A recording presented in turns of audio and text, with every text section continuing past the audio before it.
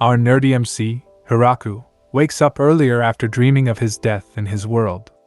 He goes out and greets everyone, noting that he didn't expect to ever live such a dream life.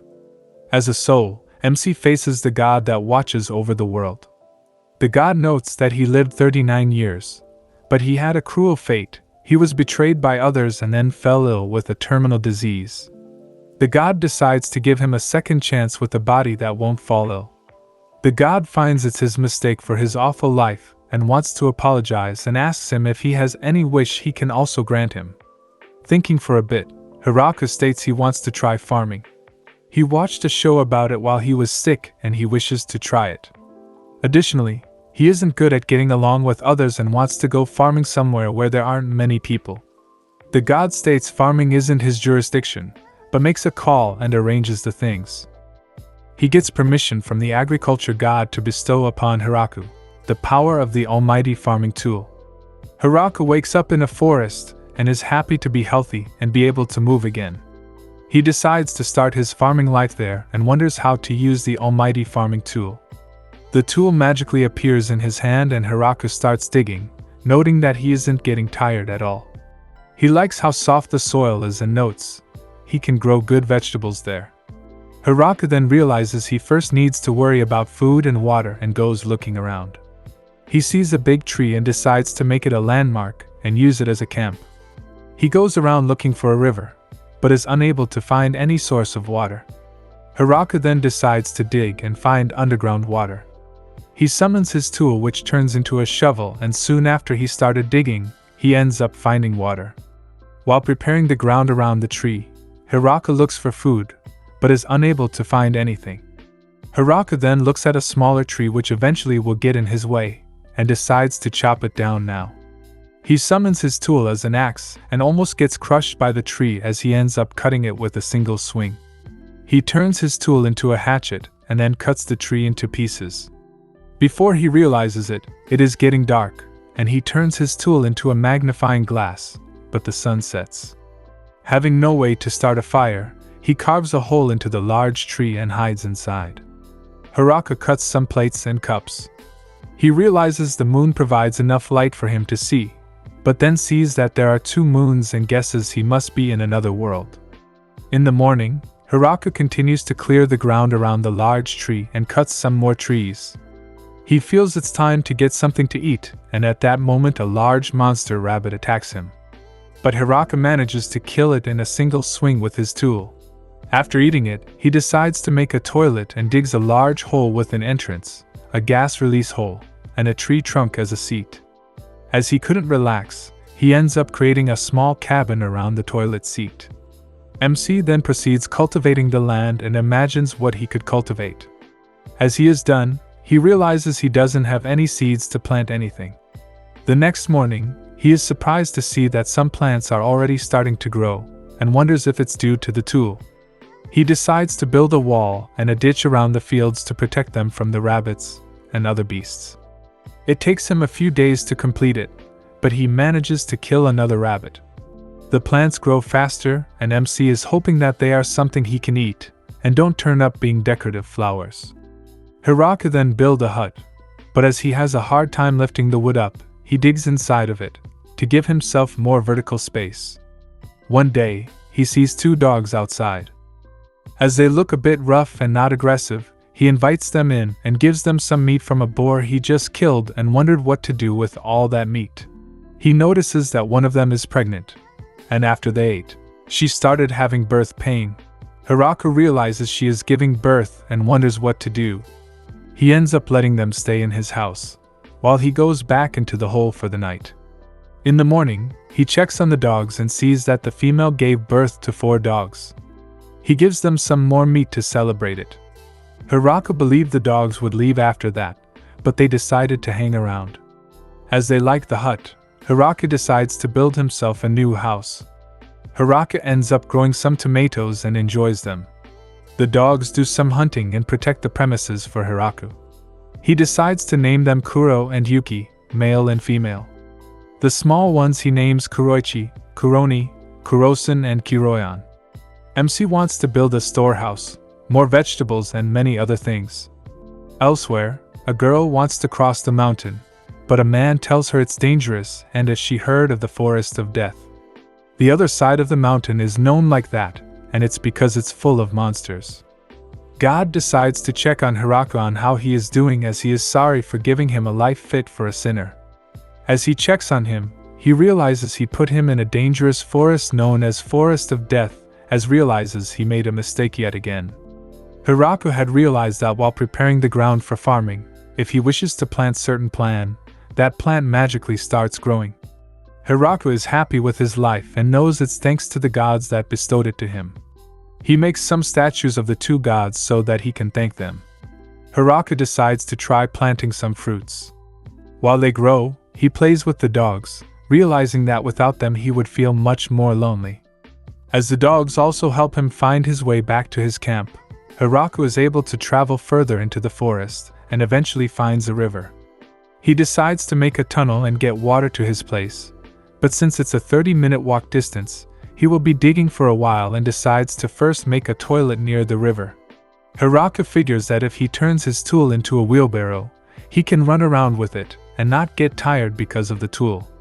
Hiraku also expanded his crop fields, adding more veggies. He grows soybeans and wants to eat them, but doesn't have salt. Time passes and the weather starts to get cold. Seeing snow in the mountains, Hiraku wonders how cold it gets here. He decides to start preparing for the winter and gathers some food and wood. A giant spider shows up, however it's friendly and makes a handkerchief for Hiraku. The spider then decides to live in the large tree and loves eating potatoes.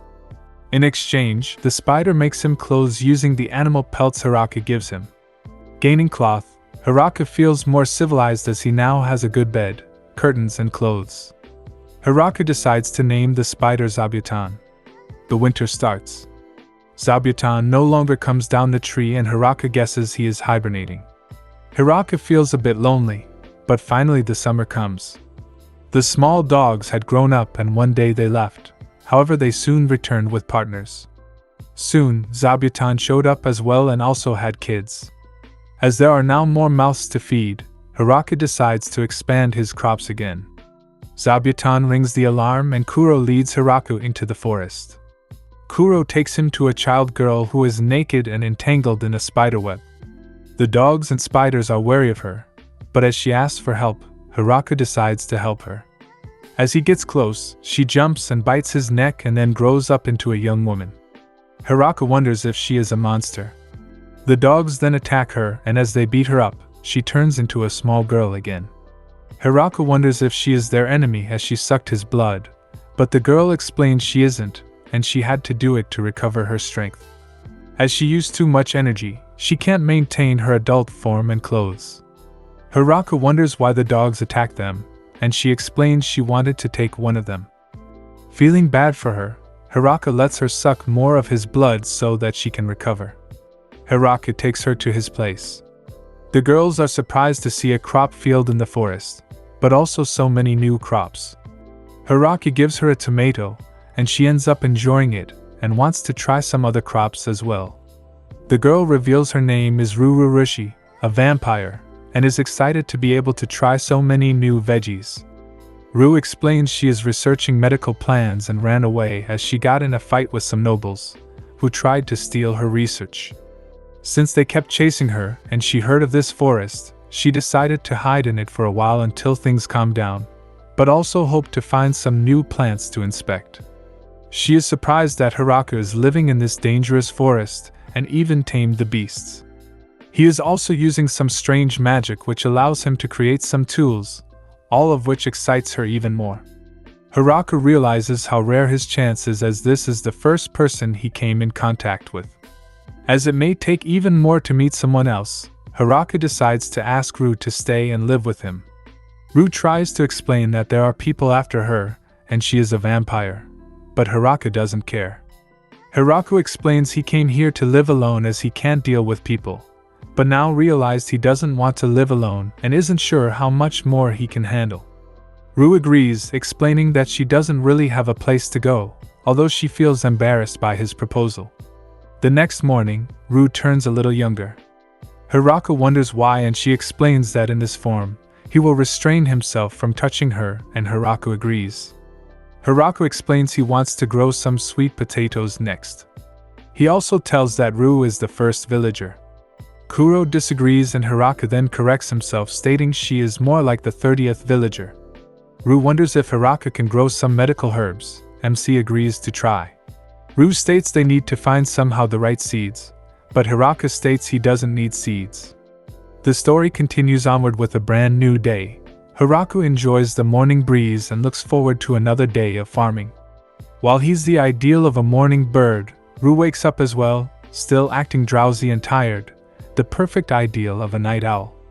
This also makes sense as Ru is a vampire, so they are not fond of the mornings. Despite that, Hiraku still enjoys having Ru living with him as she has helped him tremendously in various ways, like setting up lights with her magic, helping Hiraku mine the right places for salt, and embarrassing him in the process because he passed by the salt while digging many times. For today's agenda, the two will check on how the fruit trees are growing. Ru looks forward to that, but needs to freshen up first, then she'll meet him there. The two see the trees and observe that the trees are growing as expected. Ru asks Hiraku if he transplanted the trees to the soil here, and he did because the fruit trees need more time to grow than the vegetables. Hiraku shares that the fruit trees he planted are orange and peach, and he hopes to plant chestnut trees sometime in the future. Ru shows her support for Hiraku by looking forward to seeing how the fruit trees turn out when it's time to harvest. The two spend their time peacefully outside by drinking Ru's herb teas. Hiraku enjoys the herb teas Ru makes, but does prefer green tea instead. Hiraku remembers a fun fact that oolong and black tea are all made from processing the same leaves.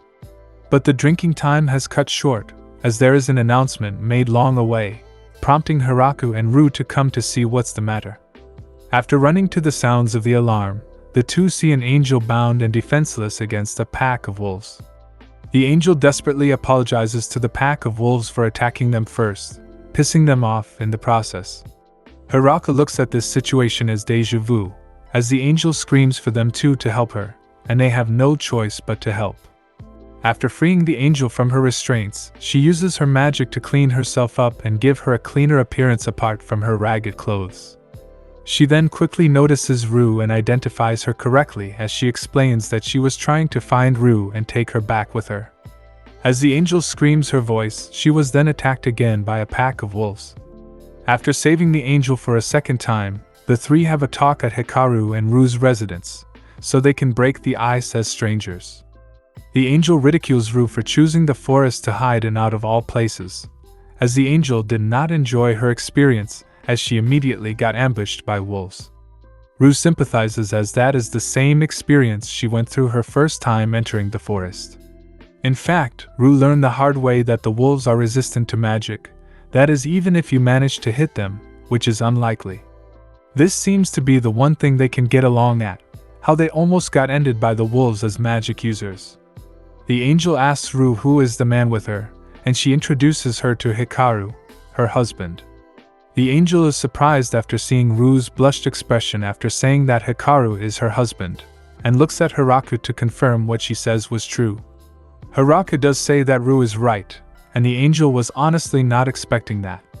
Neither did Hiraku, as this was the first time Ru has called Hiraku her husband. The angel forgets to introduce herself and tells Hiraku that her name is Tia, an angel obviously. Hiraku asks if that means Tia serves God, and she proudly accepts that as a symbol of pride. But Ru calls Tia out, and says that Tia's race is simply a warrior that is more muscle-brained than one who is clever or intelligent. Tia defends herself as there was a brief period when angels were considered an object of worship. Hiraku asks a question, why is Tia chasing down Ru? Tia answers that there is a bounty on Ru because of all the damage she caused in town when she went on a rampage. Ru admits her crimes are true but tries to shift the blame onto a snob noble because they wanted to keep forcing Ru to make medicine and drugs for them. Their list of demands kept on piling up so much, Ru felt like she needed to teach them a lesson. But Tia reveals a personal flaw within Ru, her short temper. She always spends her time researching strange medicines and concoctions, so if something minor bothers her, she becomes a Megaman and starts explosions. Ru argues back that it was only an accident, and Tia is being overdramatic. But Tia restates her original claim that she shouldn't have blemished the noble name by causing havoc upon the town because of her own personal problems.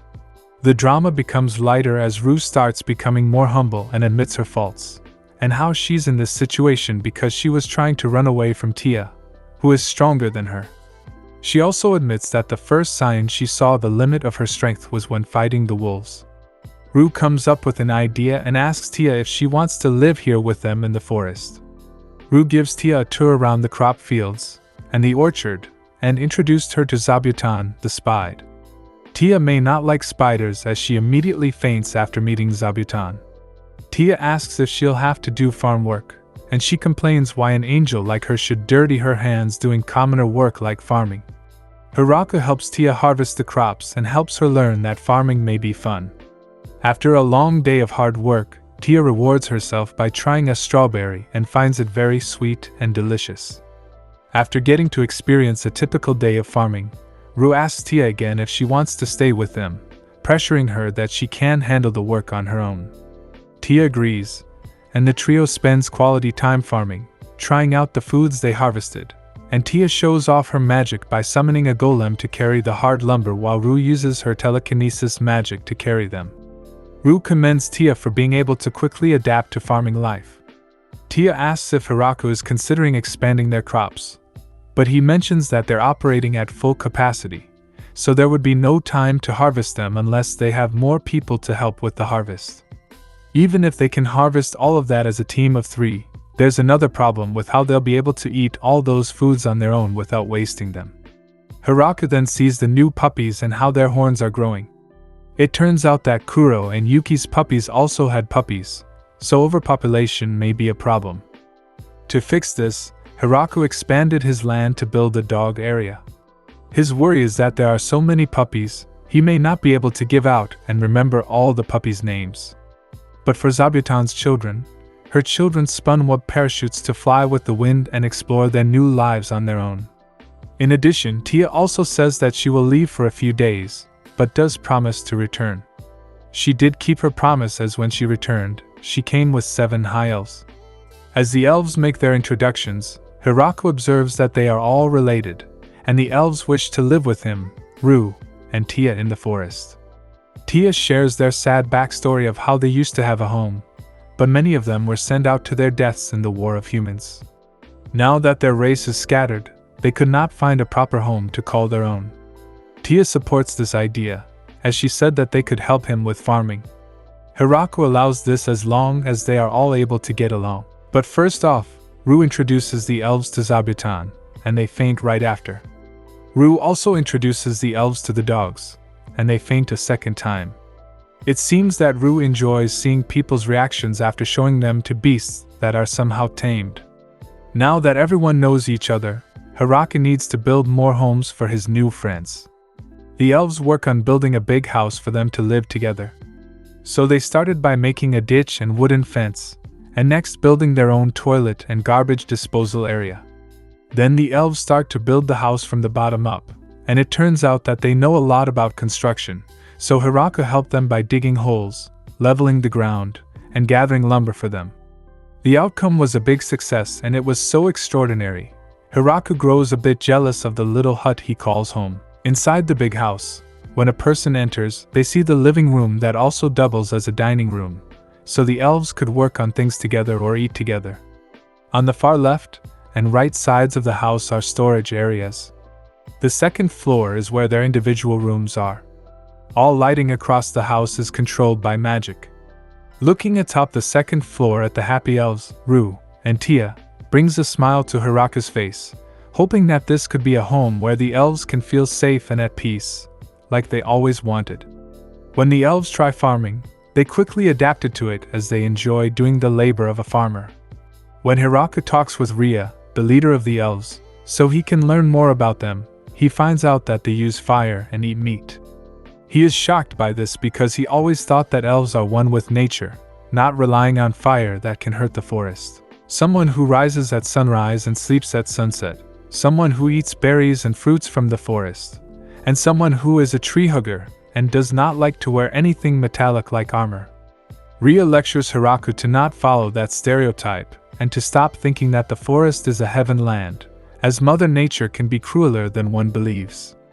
But Ria does want to thank Hiraku again for allowing them to live with him, and he feels the same way thanks to how helpful and resourceful they are. The elves continue to show their capabilities by building a furnace to do blacksmithing and baking foods like bread. As everyone is enjoying the bread that the elves made, Hiraku feels motivated to expand his wheat fields, but he asks Rue if his home's land is someone's property, even though it should have been asked a long time ago. It turns out that the land may belong to the demon lord. Rue reassures Hiraku that since his home and settlement were not supported by outside factors, the property can be claimed as his thanks to his self-sufficiency. Later in the evening, Rue, Tia, and Ria start having a conversation about Hiraku and comment on how incredible he is. A human who was able to tame all those infernal wolves and a demon spider. Ria wonders if the soil that he planted all his crops on is capable of producing the high-quality products they have made all this time. But Rue doesn't know how to answer that, as she never asked him that question.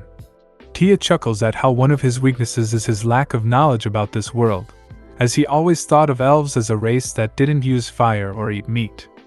Not only that, but Hiraku doesn't know much about angels either after meeting Tia. If he doesn't know much about those races, it may be a possibility that he may not know more about the other various races in this world. They call him a mysterious fellow as despite his lack of knowledge about their world, he is capable of doing magnificent things like befriending violent beasts, something not an ordinary person could dream of accomplishing. As the girls continue talking throughout the night, Hiraku spends his time crafting more wooden dining utensils.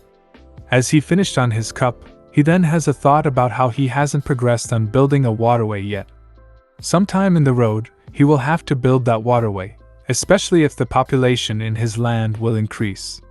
Now that he has more help from the elves, maybe building that waterway can now be a possibility. But for now, he goes to sleep as he knows he'll need the energy for what tomorrow brings for him.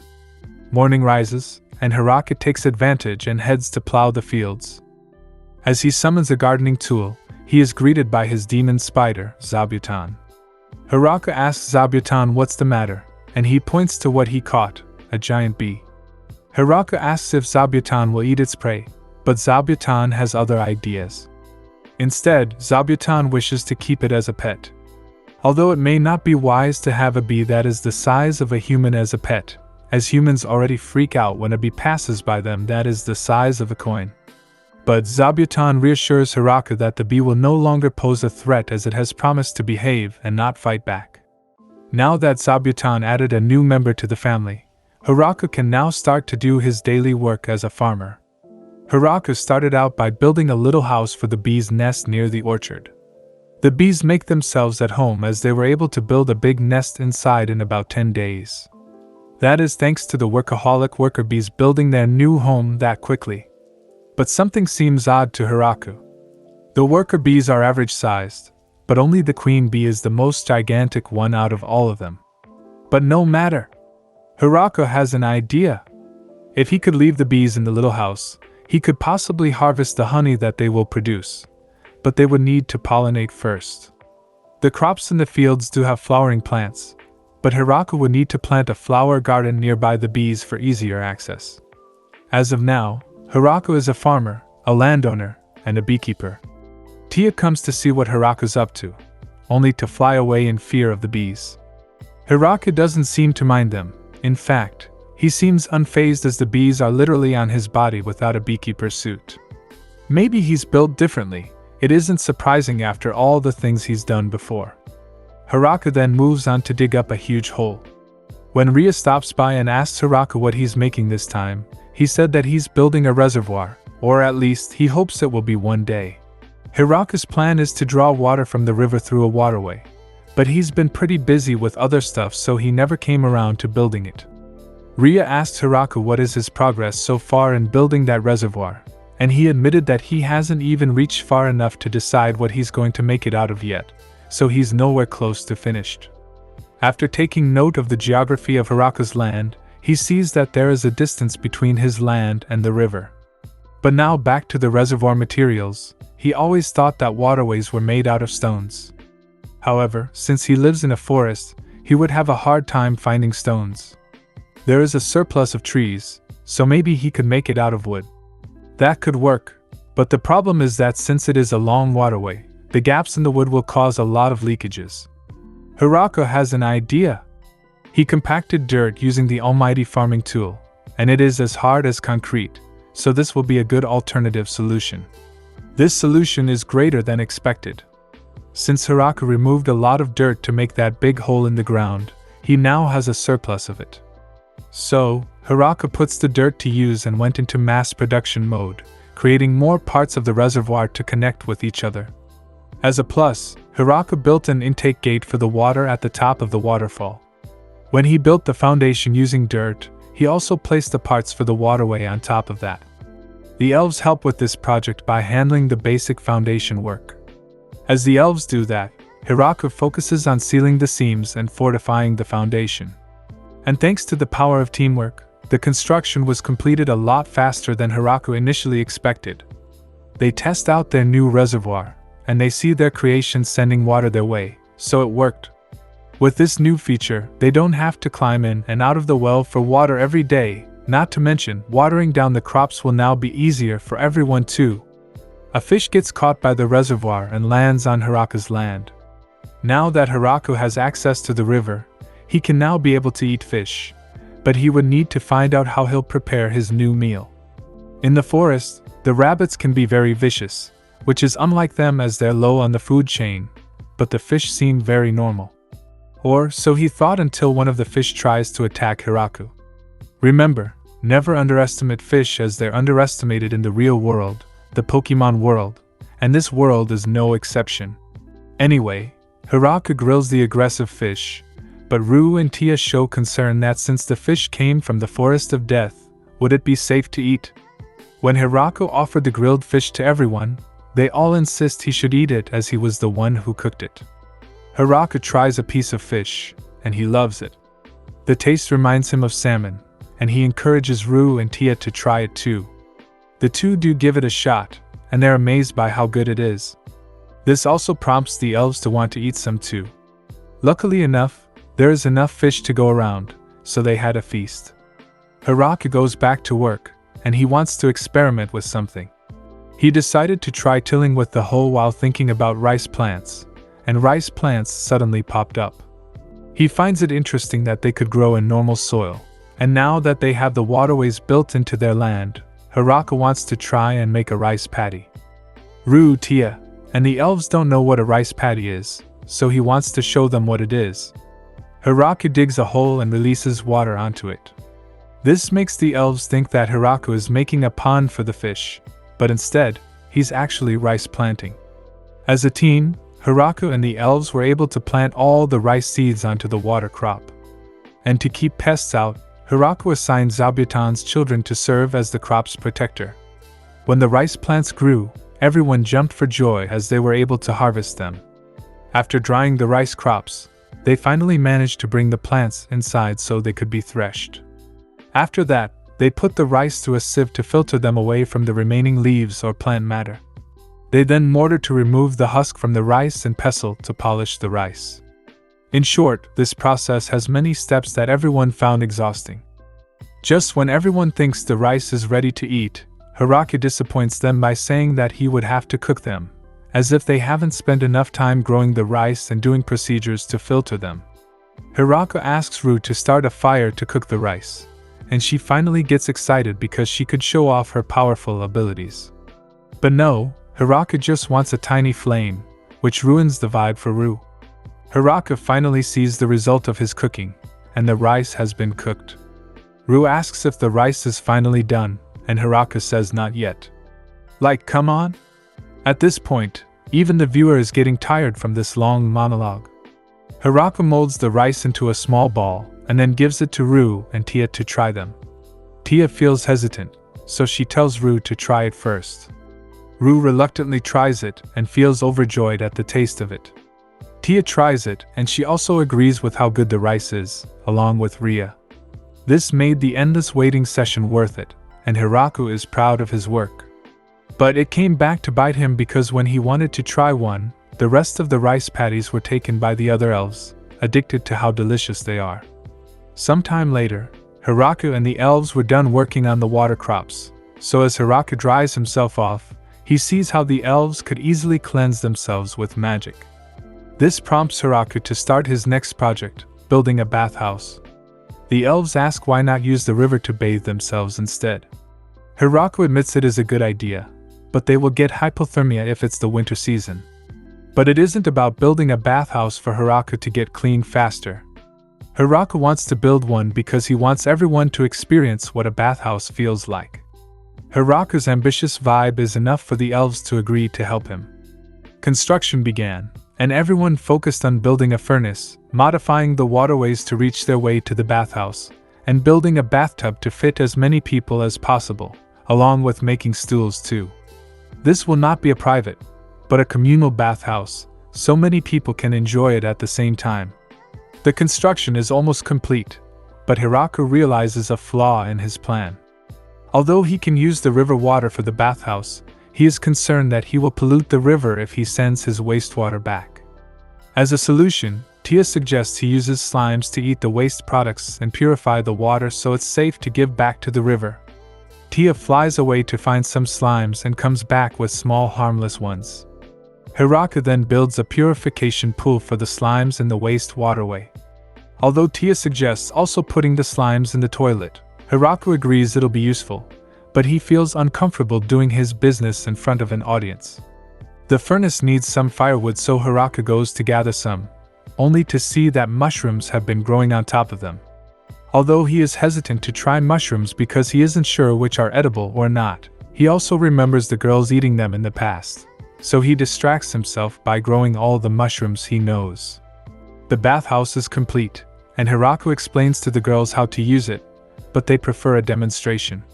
They see Hiraku use the bathhouse, and seeing his relaxed expression was enough for them to try it out too.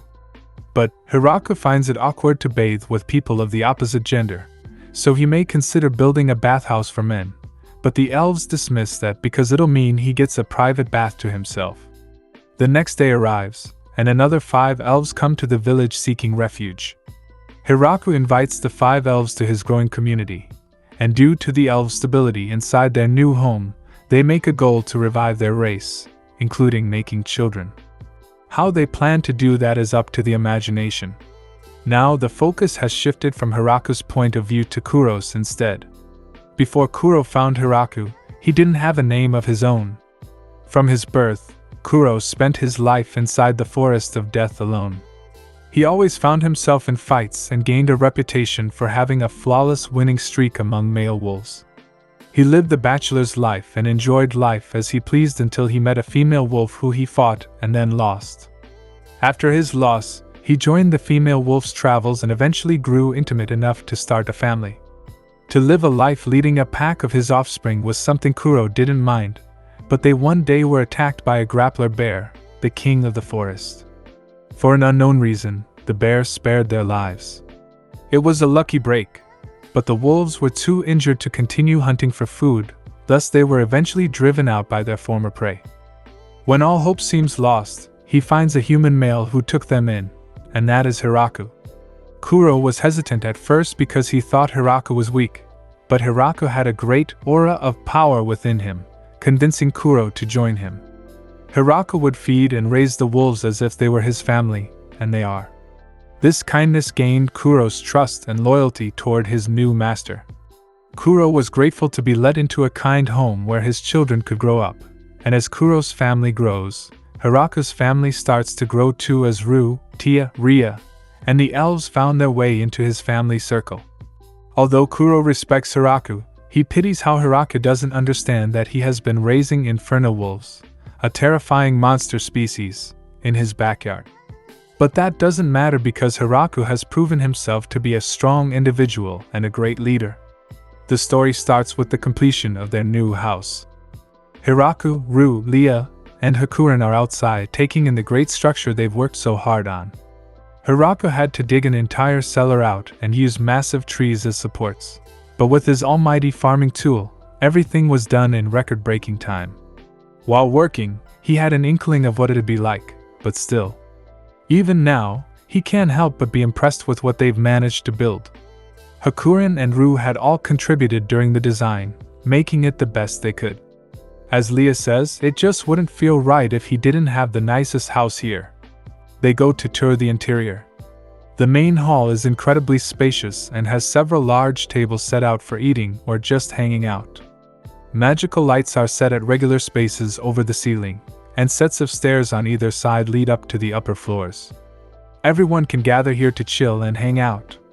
To the left is MC's room, the largest personal room in the entire building. They have a kitchen in the back and stoves outside, as well as a specified dining room. The cellar is used for storage, while the upstairs has the girls' rooms. Everyone has their own room, which makes the girls relieved, since everyone was getting crowded with all the people joining the farming community. They had so many people on the farm that Stalin would have been proud. MC heads to a nearby room and notices it has a lock from the outside only. Strange. When he opens it, he sees a single large bed inside. Oh. I'll just pretend I didn't see that. Their tour finished, and the group heads down, where MC looks outside and sees the great tree. He's happy with the way things turned out. After they spend the winter there, Leah offers to do renovations if anyone has any suggestions. MC goes and brings over a god statue as well as statues of his dogs. They would be placed at the entrance to the new house. A while later, MC is preparing dinner and seeing if he can do something new. Hakuren and Rue appear, asking him what he's making, and he tells them he's planning to make curry. The girls haven't heard of it, so he explains it to them. It's easy to make but takes a long time to master. Usually, he says, he just add Rue to the pot and cook it that way. This makes Rue very anxious, since she thinks he's talking about her. She calls him a savage. When the girls go outside to check out the fields, they notice a lot of new plants. MC has used his tool to grow plants not normally in season. They go and harvest spices they'll need for the curry. First is cumin, which the girls find quite cute. It's dried out now, but that's because once the flower has dried up, what's left behind is what gives it such a signature aroma. Rue takes a whiff. What a peculiar smell, she says. The next ingredient is turmeric, which is the main ingredient for giving curry its color. The plant itself is huge, but the harvested parts are the segments underground, which need to be dried out. The girls try to dry it out by doing funny chants around them, which not so surprisingly doesn't work. Magic, however, gets the job done. The next ingredient is coriander, which resembles small brown onions on a thin branchy stem. The seeds are ground up into powder, which has a nice and fresh fruit-like aroma. The leaves on top are called cilantro, which likewise has a very potent aroma that gets the dogs excited. They take a whiff before running away. MC shrugs and takes a bite for himself, remarking, "Looks like we have different tastes after all." Hakuren and Rue take note, since that plant was apparently capable of driving off infernal wolves. It might be worth researching. MC also picks up black pepper and cayenne peppers. These would be all the spices they needed. But as he's standing there, he remembers a saying. Girls think guys who make their own curry from scratch are a pain. He wonders if it's true. After gathering all the ingredients, he prepares to make dinner. Leah shows up to help him, with the others too busy making a certain magical amulet. The process of making curry has many steps. First, they heat up the rapeseed oil they've extracted. Then they add rabbit meat. While it's cooking, they grind up all the spices except for the cumin into a powder. Once they get some color on the meat, they take it off to prevent it from overcooking. Leah asks if it's enough powder for all the meat, and he tells her it should be. After this, they cook the cumin in the leftovers from the meat, to bring out its aroma and flavor. He states it's important to make sure not to burn it. As the smoke rises up, Leah exclaims she's never smelled anything like this before. The next step is to sauté the onions, ginger and garlic, again being careful not to burn them. After a little bit, they add the diced tomatoes and keep on sautéing it. While they're cooking, some other elves show up, wondering what the smell is. Leah offers to take over while he keeps directing her. Once the mix has turned into a nice paste, they move on to spices and salt. They cook it a little bit more before adding in the meat and boiled soybeans along with some water. While letting it simmer for a bit until the meat gets soft, they take the time to relax for a bit. Just then, MC realizes he's forgotten something. Naan. He considers how many portions he needs, which is a ton. You make naan by using the same recipe as regular bread, right up to where they let it rise. The difference is they now roll out the dough with a rolling pin. He hands it to Leah to take care of. Once done, they're supposed to cook it inside of the stove, but MC has seen people use the outside of a pot before, so he tries that. He places chunks all around the exterior while Leah looks on. Meanwhile, Rue is examining a piece of cilantro, remarking, "What an interesting plant this turned out to be. It's not poisonous apparently, but still has fascinating repellent effects against the wolves." They see several elves and dogs looking through some nearby bushes, and they go up to them. Everyone can smell something appetizing in the air. At last, MC and Leah are finished with their dish. The girls remark curry has a strange color and seem a bit hesitant, while MC shows them how to eat it with naan. You scoop it up and eat it kind of like a hot dog. Everyone likes it, and Rue considers researching it in the future. Soon, the girls are lining up for seconds, and MC fears he will have nothing left for himself. It's not the first time it's happened. Leah has even memorized the recipe by now, and she looks forward to making more in the future. The winter soon draws near and the group starts to make preparations. MC stocks up on logs and trades some food with the spider zabuton for more warm blankets. As he carries a few crates back to the house, he sees Lou and Tia preserving some food for the winter using magic. They season the meat, smoke it, and then get it dried. After all, the dogs can't hunt well either, so he wants to stock up on as much meat as possible. MC himself is working on a way to preserve vegetables. He fills crates with vegetables, places a sheet on top, and then covers it with snow. This is called snow storage. The bottom boxes are left empty to let the water fall through and keep the vegetables dry. MC wishes he could use magic, seeing all the girls having that ability. Later at night, Rue teaches MC the basics of magic. He seems to take a fancy to Hakuren's golems, which makes Rue a bit jealous. Hiraku admits he's feeling a bit bad, since all he does is gardening and cooking, while the girls do amazing things with their magic. But Rue reassures him, saying simply living out here is more than most people can do. After all, nobody else except for him has done this before. As the moons rise high in the sky, the scene soon fades to winter, with thick layers of snow building up on every surface. They shovel snow onto the vegetable containers. Afterward, they retreat indoors, where MC crafts a reversi set as well as a chess and mahjong set for them to pass the time with. He spends some time explaining the rules. First up is reversi. You play with black and white tiles. When you surround an opponent's piece on two sides with your own pieces, you flip it to your own color. The game ends when the board completely fills up, and whichever player has the most colored pieces then wins. Rue remarks it's a simple game and sounds kinda boring, but Hakuren assures her the simple design allows for complicated strategies. MC compliments her for understanding this principle, which causes Rue to immediately challenge Hakuren to a match.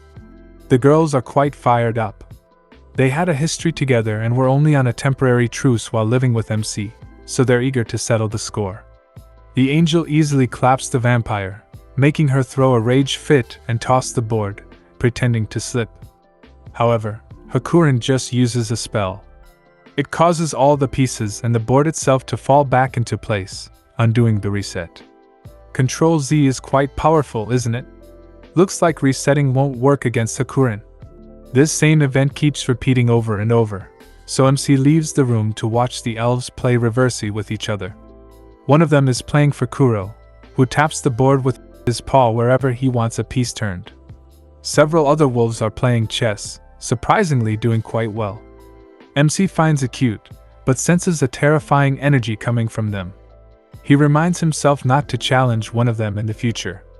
Rue shows up, asking if the wolves' game is done. Shin then struts up and challenges one of them to a game before MC can warn her. And sure enough, She soon loses a game to Kuro and ends up shivering in a corner. Their next game is Mahjong, which MC gets promptly destroyed in. In fact, he's the only one who ends with a massively negative score. Thus, Hiraka doesn't have any more points left. The game ends with an absolute sweep by Kuro. MC joins Rue in the corner. A while later, MC has also set up a mini bowling set, saying he's definitely not mad at Mahjong or anything. They've painted each of the pins and given them a unique name, such as serial killer or bandit. After MC's turn, the girls prove themselves much more capable, easily getting good and knocking over all the pins with a single try. Over the winter, they entertain themselves with plenty of games, with Rue losing repeatedly to Kuro until she passes out on a table. They even have good food too. Soon enough, the snow melts and spring has come. MC steps outside, admiring the cozy weather. The girls join him, asking what he wants to do. He says it's time to wake Zabuton from her hibernation and also get their corn planted. But Zabuton starts the alarm, sending the group out to see a terrible creature heading straight at them. It's a wyvern! It spreads its massive wings and roars a challenge. The story continues after the appearance of the wyvern. Its arrival heralded by Zabuton's frantic alarms, the draconic creature descends upon the settlement, and Hiraka rushes out to meet it with Rue and Hakurin. The girls seem to take it very seriously, and an anxious MC swallows while looking up. Before their eyes, the wyvern spreads its wings and sends a blast of wind in the party's direction, roaring a defiant challenge. MC wonders if he should try and drive it away, or if he should just have the others stay low and hope it ignores them. But of course, his questions are soon answered for him as the dragon unleashes a fiery breath, intent on roasting them all into little bits of reptile food. Rue and Hakurin hold up their hands, casting a defensive spell to protect the settlement. A bubble forms around the entire area, but the blast still manages to break through. Chunks of molten rock and burning wood fall all around them, causing fires which the elves rush to put out. The party wonders if they should attack it, but they seriously doubt whether they could even break through the wyvern's defenses. MC thinks about abandoning the place and having everyone escape into the forest, but that wouldn't work since it would be able to just follow them from the sky. He wishes for the strength to protect others, and his farming tool transforms into a shiny golden spear. I guess spears can be used for farming, if you count farming monsters, of course. But MC doesn't dwell too long on this topic and instead wins himself back to chuck the spear at the wyvern. Fairy tale music plays in the background, so you know it's protagonist and friendship time. Hiraka's spear soars in a deadly arc directly at the monster, and it puts up several magical barriers in front of it. But this is an overpowered main character anime, so his attack breaks through and pierces its wing.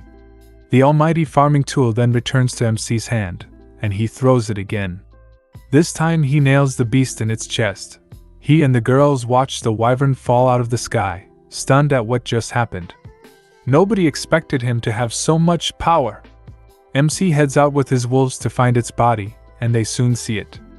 They wonder if it's possible the creature was under someone else's control, but Hakurin tells him it's unlikely for someone to be able to both harness such a powerful creature, as well as consider it expendable enough to throw at them.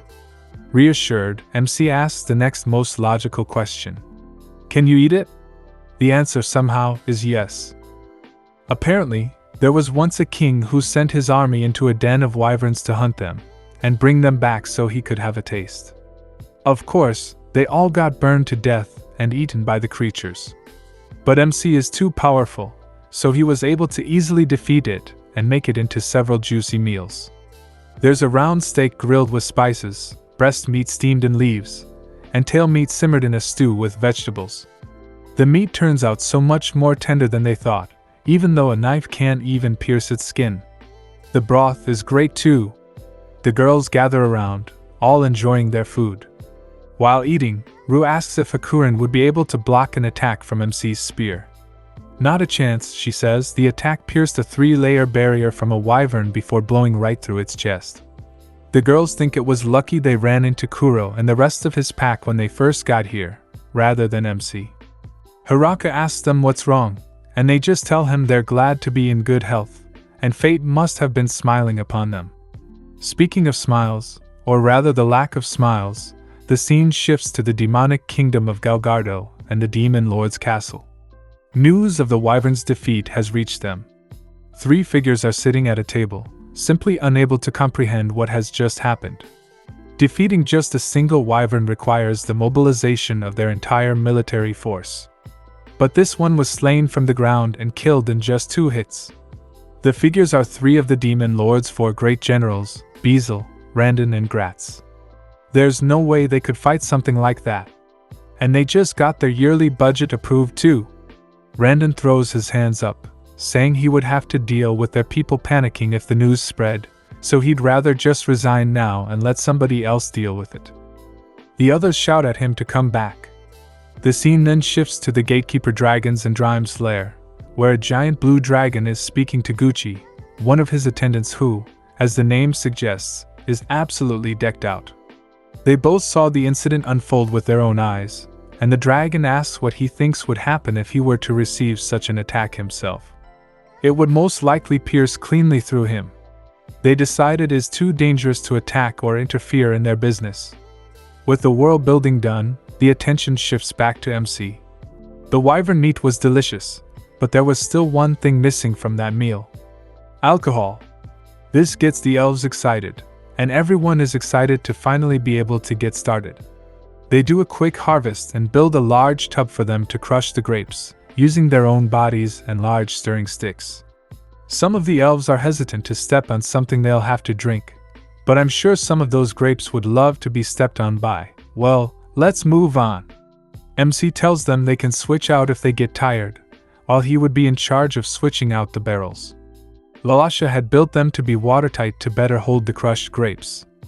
The girls then get into the tub and start walking around clockwise, but Hakurin ends up getting her foot stuck and collides with one of the elves, knocking them both down into a fan service position. When she gets up, she remarks it would be easier to stay coordinated if they had a song. The elves exclaim they've got something. It's a song they used to sing from back in their village days, and with one of them in lead, the rest break into song and a rhythm soon break out. The juices start flowing and even Rue and MC get pushed in to join. Thus time passes. After an entire day's worth of work, they've got several barrels full of crushed grapes. The yeast on the skin of the grapes should ferment it for them, but perhaps they've made too much? In total, they got 16 barrels. From above, God and his daughter, the goddess of agriculture, are observing him, with God lamenting about how he messed up so much while trying to help MC. He tried to give him a good life, but accidentally sent him into the forest of death. And not only that, he also gave MC a replica of the Holy Lance Grime. Although Hiraku is only using it as a farming tool right now, it's extremely dangerous since it could drain all of his life force and kill him instantly. God says it's fine since MC was given extremely powerful regeneration abilities. Infinitely suffering and healing? But that just sounds like torture. I mean, enhanced interrogation techniques. War crimes aside, the agriculture goddess then gets to the main problem. Why is the statue MC made of her an old man? God fidgets nervously while his daughter scolds him, telling him to sit there for another 300 years to repent for his mistakes. Down below, while Zabuton makes another piece of cloth, she notices something and signals for the group to be on alert. MC takes out his spear and goes to investigate, only to find a little pointy-eared girl bound in spiderwebs. It gives MC a sense of déjà vu and it turns out to be Flora, Rue's younger sister. Apparently, Flora was looking for Rue after she heard her sister was being chased by a certain evil angel.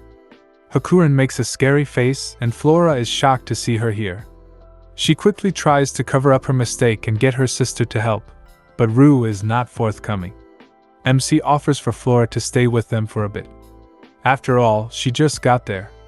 Flora instead replies she can't believe MC is actually Rue's husband.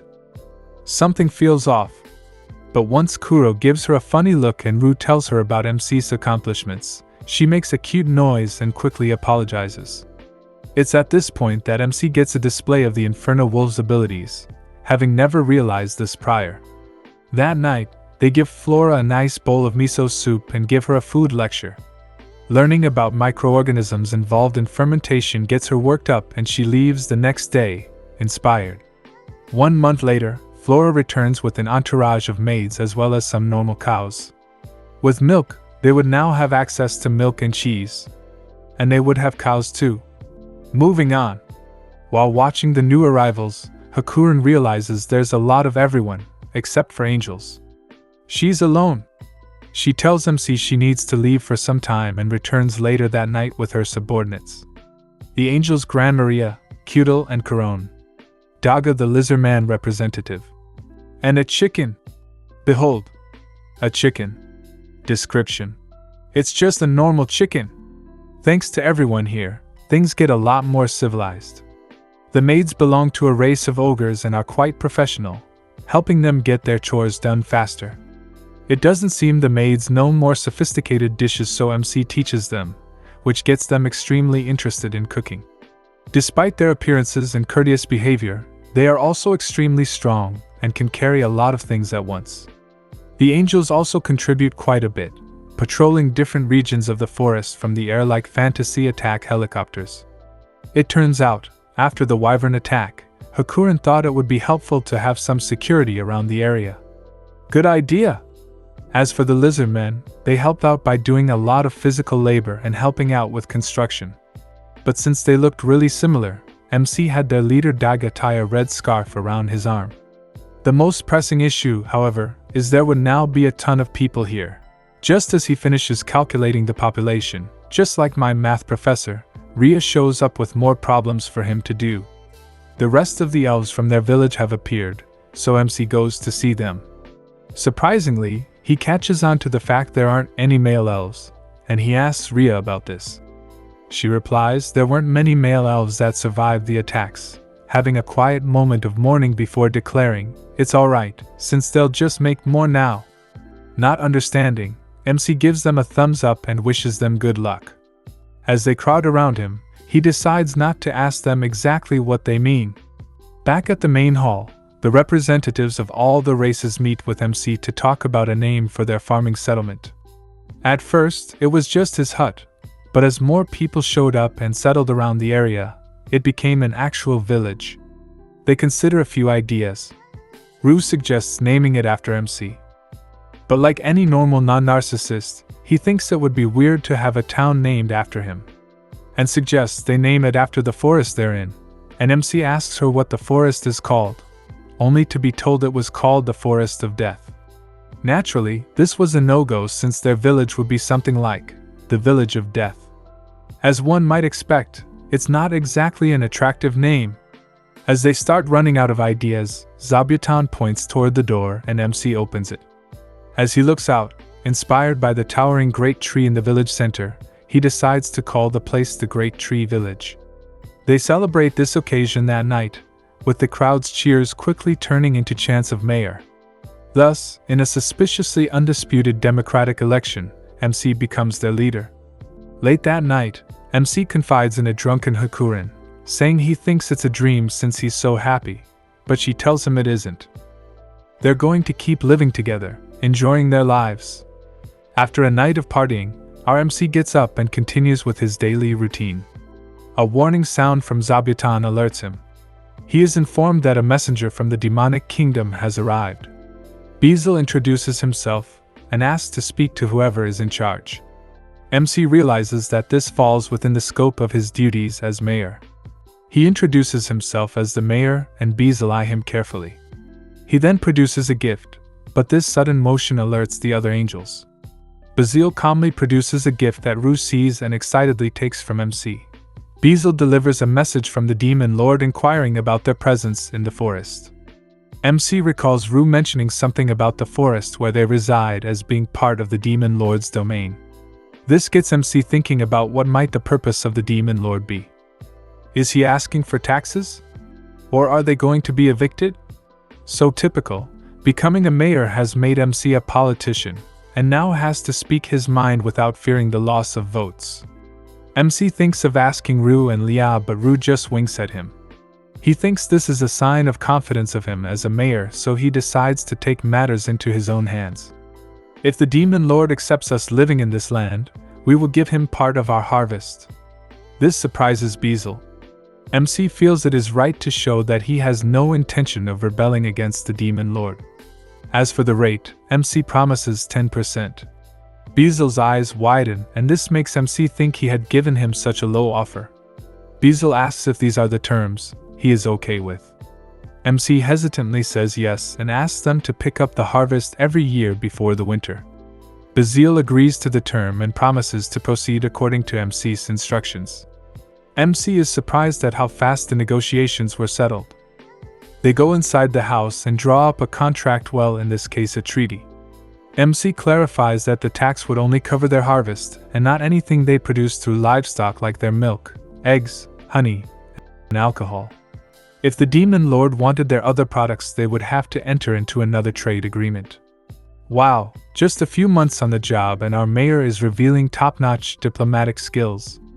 Never thought those were included in the farming skills. As Beezle leaves, MC thinks he has been too aggressive with the negotiations. Alone with his girls, MC asks how he did as mayor. Rue congratulates him for negotiating to have their village under the Demon Lord's protection. Tia also chimes in as he was able to give 10% when the going rate was 50% to 60%. Wow, even in their world the government sucks you dry with taxes. I mean 50%. How can you guys live with only 50% of your salary going to bureaucrats and politicians? Anyway, and commends how MC successfully made the Demon Lord acknowledge their village by requiring them to visit every year. Rhea also sees their once-a-year visit will not give them the ability to accurately measure their crop yields, so they cannot collect the right taxes. Typical taxpayer mentality, finding ways to lower paying taxes. I knew there was a lesson here somewhere. In summary, MC's first foray as a politician yielded to them the protection of the Demon Lord, lower taxes, and an elixir that can cure anything if you drink or rub it in the injured part. Back in the kingdom of the Demon Lord, Beezle reports on his mission. Gratz is suspicious that MC had agreed to be subjected under them as they were able to take down a wyvern in 2 hits. Randon thinks MC may have some ulterior motives for this.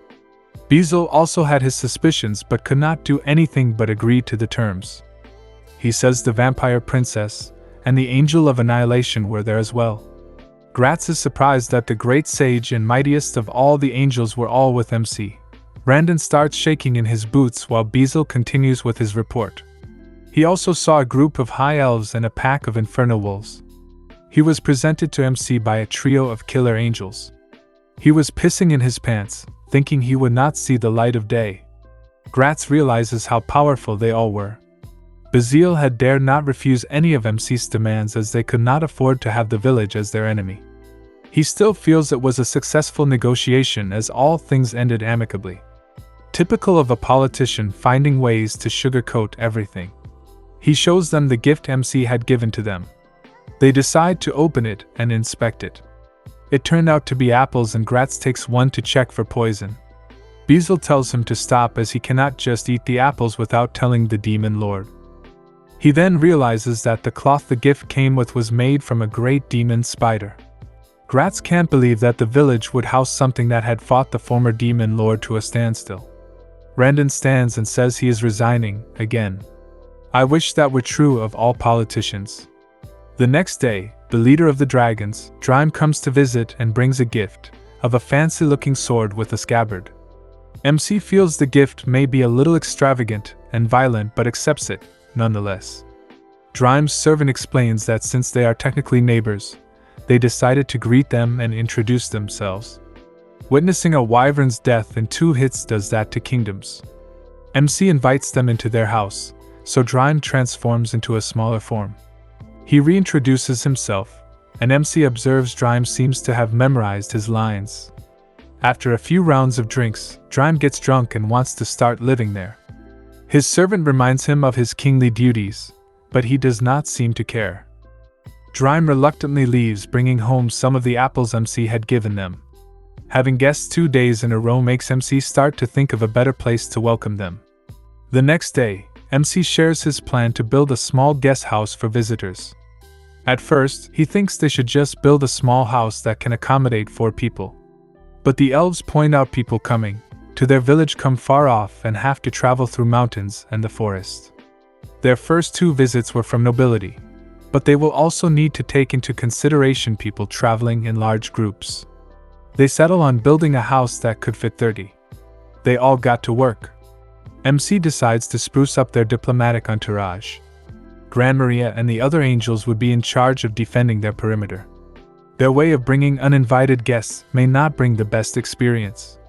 The warning that Zabuton makes everyone grab a weapon and attack visitors is not exactly a welcoming sight. MC makes Zabuton use a bell made by the elves to signal the arrival of visitors. He tries to form a small receiving party for guests, but his idea was rejected as enemies might disguise themselves as visitors. So, the welcoming party grew to include lizard men and high elves. I mean, nothing spells welcome more than a bunch of mythical creatures and warriors, right? Flora became in charge of keeping tabs on their guests who stay overnight. This is where MC learns Flora and Rue could go for days without sleeping. After they made these changes, Garf and some beastmen came to the village to establish trade. Graf explains they come from a village in the East Mountains called the Howling Village. Rue steps up and greets them. She asks if the entire group were present so they could rest in their newly built guest house. When Garf says they are complete, Rue changes her demeanor and declares they will just treat the other beastmen as enemies. 2 beastmen give a shout as the infernal wolves push them out of hiding. Garf guilty apologizes and explains that the stragglers were part of his group. Rue gently explains they should always make sure everyone was together before entering the village, and they should behave while they are there. Wow, this is like a veiled threat from a seasoned politician. They bring the beastmen to the guest house and are greeted by Anne and the maids. The beastmen of course excitedly ogle the maids in their outfits and their bulging melons. Boys will be boys, I guess. But then, things take a strange turn when Rue and Tia lock the door outside. MC objects to their actions. It turns out local custom dictates that visitors bring a gift when they go to the village first time, like the messenger and the dragon. Doubtful, MC inquires if they are not friendly enough. Tia responds that since they did not follow the usual customs, they would not be treated as visitors. So, there you have it. To make good impressions and get the normal visitor treatment, make sure to bring some gifts whenever you go meet new people. Otherwise, you may get locked in. Rue and Tia also post guards outside the door for extra measure. MC asks why the angel trio did not capture the 2 supposed stragglers. Apparently, they were not perceived as a threat, but Pia promises to punish them for this. MC asks her to go easy on them and she agrees to let them off with a warning. I thought this story was about to turn into some form of dictatorship. Fortunately, MC has a cool enough head to keep things more or less democratic. The next day, and prepares their guests' meal, which to MC was not at par with the food they served Drime. She admits they are below standard as they had brought nothing. Again, please be reminded to bring gifts when you meet someone for the first time. During the meal, MC was a bit ashamed for giving the beastmen a meager meal. Tia and Rue remind him they are trying to find out the reasons they are there. It was MC who had insisted on serving them wine, actually their word was forced. MC had made the maid serve a maximum of 2 cups of wine per person as he wanted to show kindness despite not knowing what they wanted with the village. Well, our MC has a plan in place at least. He approaches Garf and asks what kind of place Howling Village is. He explains it was 500 years old, but stories say it was 1,000 years. But you know how stories eventually become tall tales. Most of their population are beastmen and they are a collection of about 100 settlements. The wine had worked and loosened the tongues of the beastmen. Howling Village was mainly a hunting and mining town. They survived through establishing trade relations with a human village across the mountains. But due to some trouble with that village, trade became unstable and unreliable. They had heard of the village from one of the demon lord's people and decided to try establishing trade with them. Tia uses her charm to ask why there were 2 stragglers that did not enter the village with them. A beastman, clearly drunk, admits they had to take precautions as it was their first time dealing with them. The 2 were assigned to go back and inform their village in case something happened to the main group. The next day, they start their trade negotiations. Without currency, they decide to use the age-old barter system. But MC gets the idea to use some form of currency in the future. They invite MC to go to their village to trade directly there as they had difficulty getting to the Great Tree Village. MC points out that they too will have the same problem but thinks he can convince Kuro and the dogs to pull their good through the forest. Beastmen offer them products made from the ore they mined and MC gladly takes all they had to offer. In return, MC promises to bring them foodstuff. As Garf leaves, he apologizes for not knowing the local custom of bringing gifts but promises to bring a gift from their humble village. MC gladly accepts their promise but reminds them it's not the value of the gift but the thought that counts. I wonder if that really works in today's society. After Garf leaves, they make arrangements to bring their foodstuff. Drime happily volunteers to carry them on his back in exchange for a barrel of wine. Drime had been a constant visitor bringing expensive gifts and getting drunk every time he visits. But he receives no complaints, as everybody seems to love his gifts. Drime brings everyone to Howling Village who were surprised by the arrival of a dragon. After a few days, they return and brought the good news of their success. Drime, however, was sulking in the corner, as Tia had traded even the wine that was meant for him. MC promises he can just double what he normally drinks at dinner. This cheers him up. Tia reports that the mayor wanted 20 women wanted to live in their village as well. MC feels the imbalance of gender in their village and insists they have at least 2 young men with them. The Howling Village sends the new settlers and they bring all the girls with 3 young boys. Something clearly must have been lost in the transmission of his message. MC panics as he realizes that the boys will need about 5 to 10 years more before they can help repopulate the village, thus leaving him with a harem-like life still. The story picks up after the beast folk from Howling Village moved in. Apparently, they all thought they were going to be treated horribly when they arrived, but Hiraka had no such intentions. Instead, their new members were able to enjoy all the luxuries of their settlement, including the heated baths. And remarks, even though there are no problems with these new arrivals, there's still a problem. They faint quite often. MC says they will just have to get used to these things over time. As they watch the beast folk children play, one of them trips but Senna casts feather fall on him, causing him to gently float to the ground. MC asks if she can use magic too, and when she tells him she can, he begins to feel a bit awkward. He turns to Hakurin, who can also use magic, and seems to grow a bit embarrassed when she informs him almost everyone here can use magic. In fact, all of the angels she knows can, and all of the high elves use magic to help with their construction. It's common too for the Oni to be able to use fire and water magic, and even the lizard folk can do the same. And when Hiraku turns to the last hopes he has, he finds out the wolves have shadow magic, and Zabuton and the queen bee both have fire magic.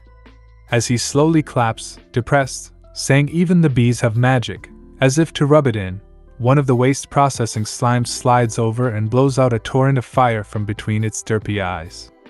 But all is not lost. Senna urges him to cheer up, reassuring him not everyone can use magic after all. For example, the children she brought from the Howling Village. But as they tug at him, asking him to practice with them, he says he has a feeling even they will surpass him soon. Hiraka resolves to just focus on what he can do. Farming. Unfortunately, trouble has its way of finding him, and there's a massive tremor as the ground starts to shake. MC looks around as he wonders if there was an earthquake, or something.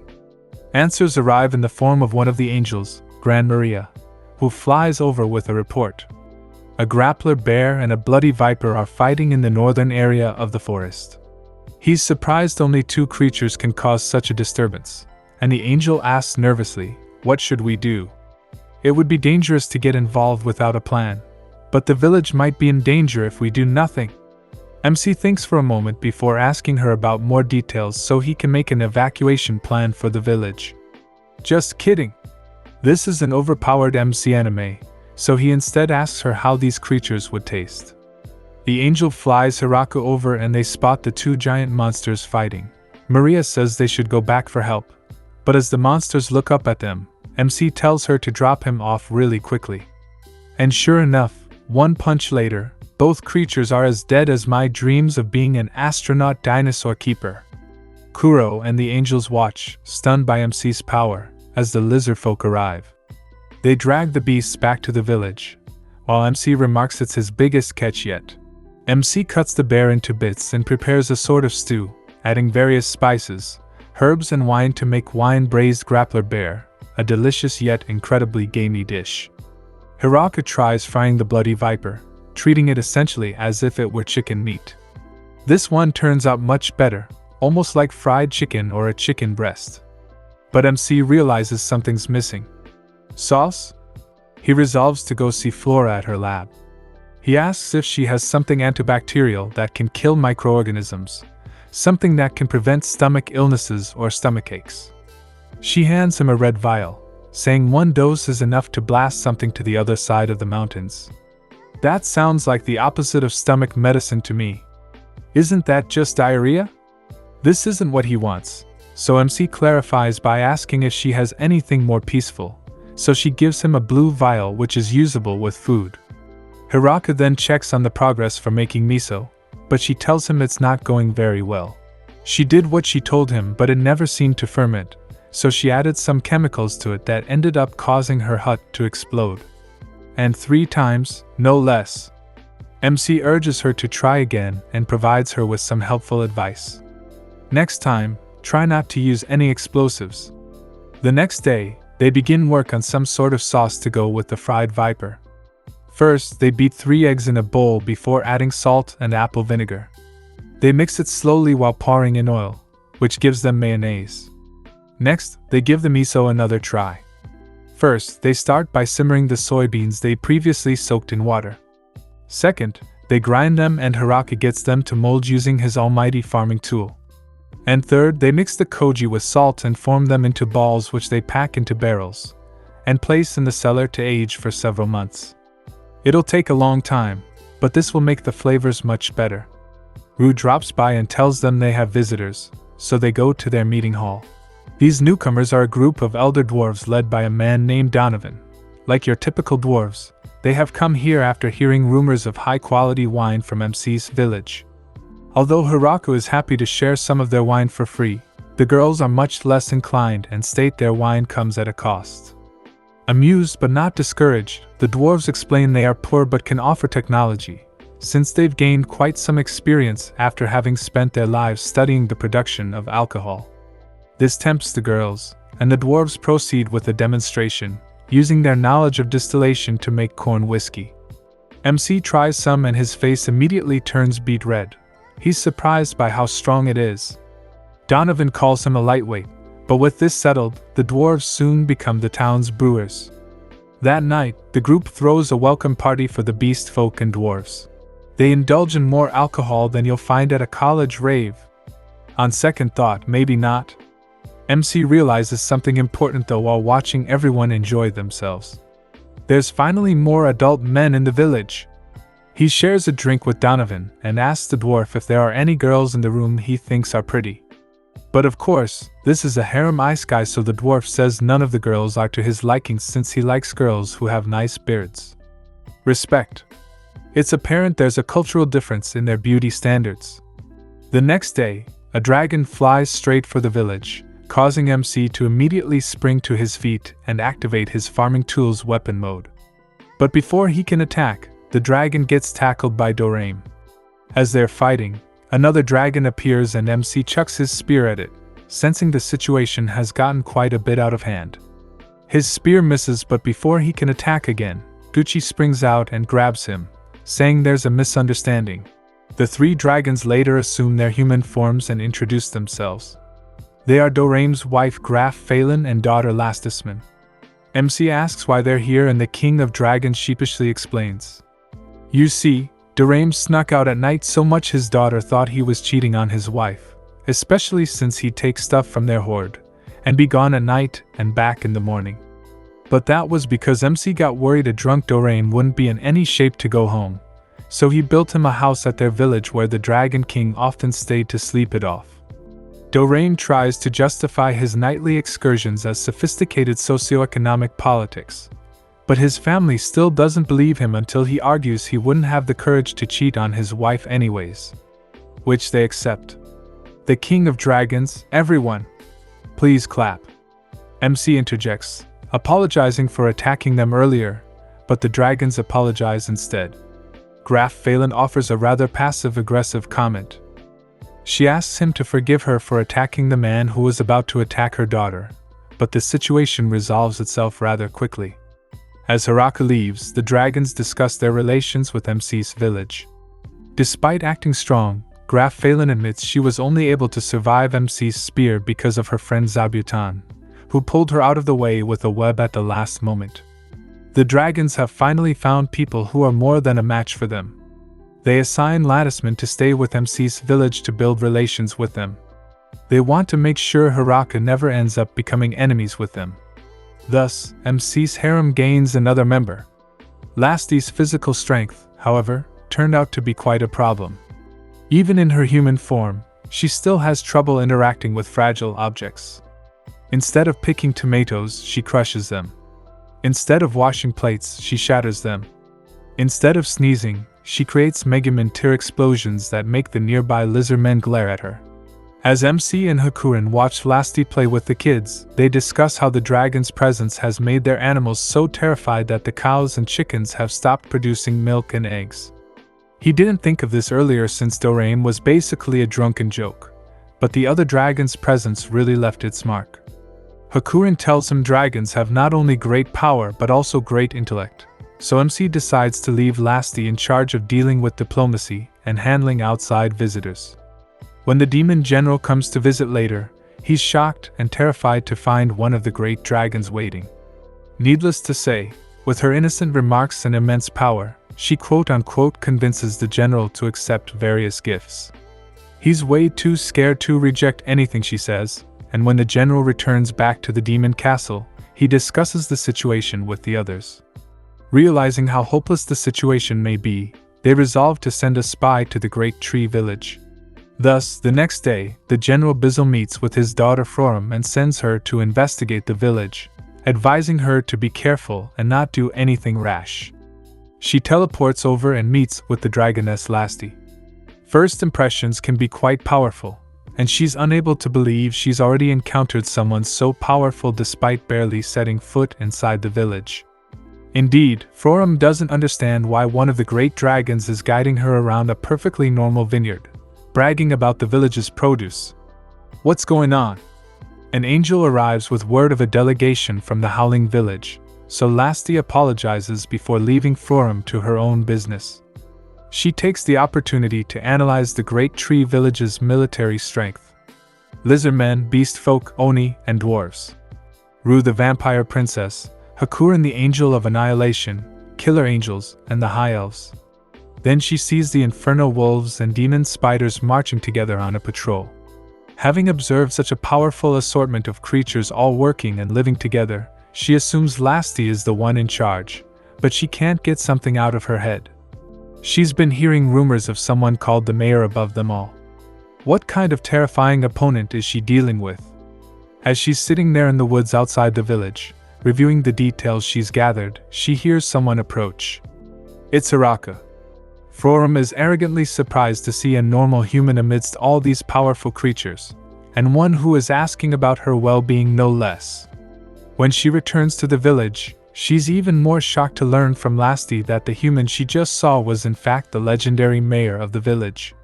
When she hears he's able to take down Lasti's mother in a single attack, Frorum nearly freaks out.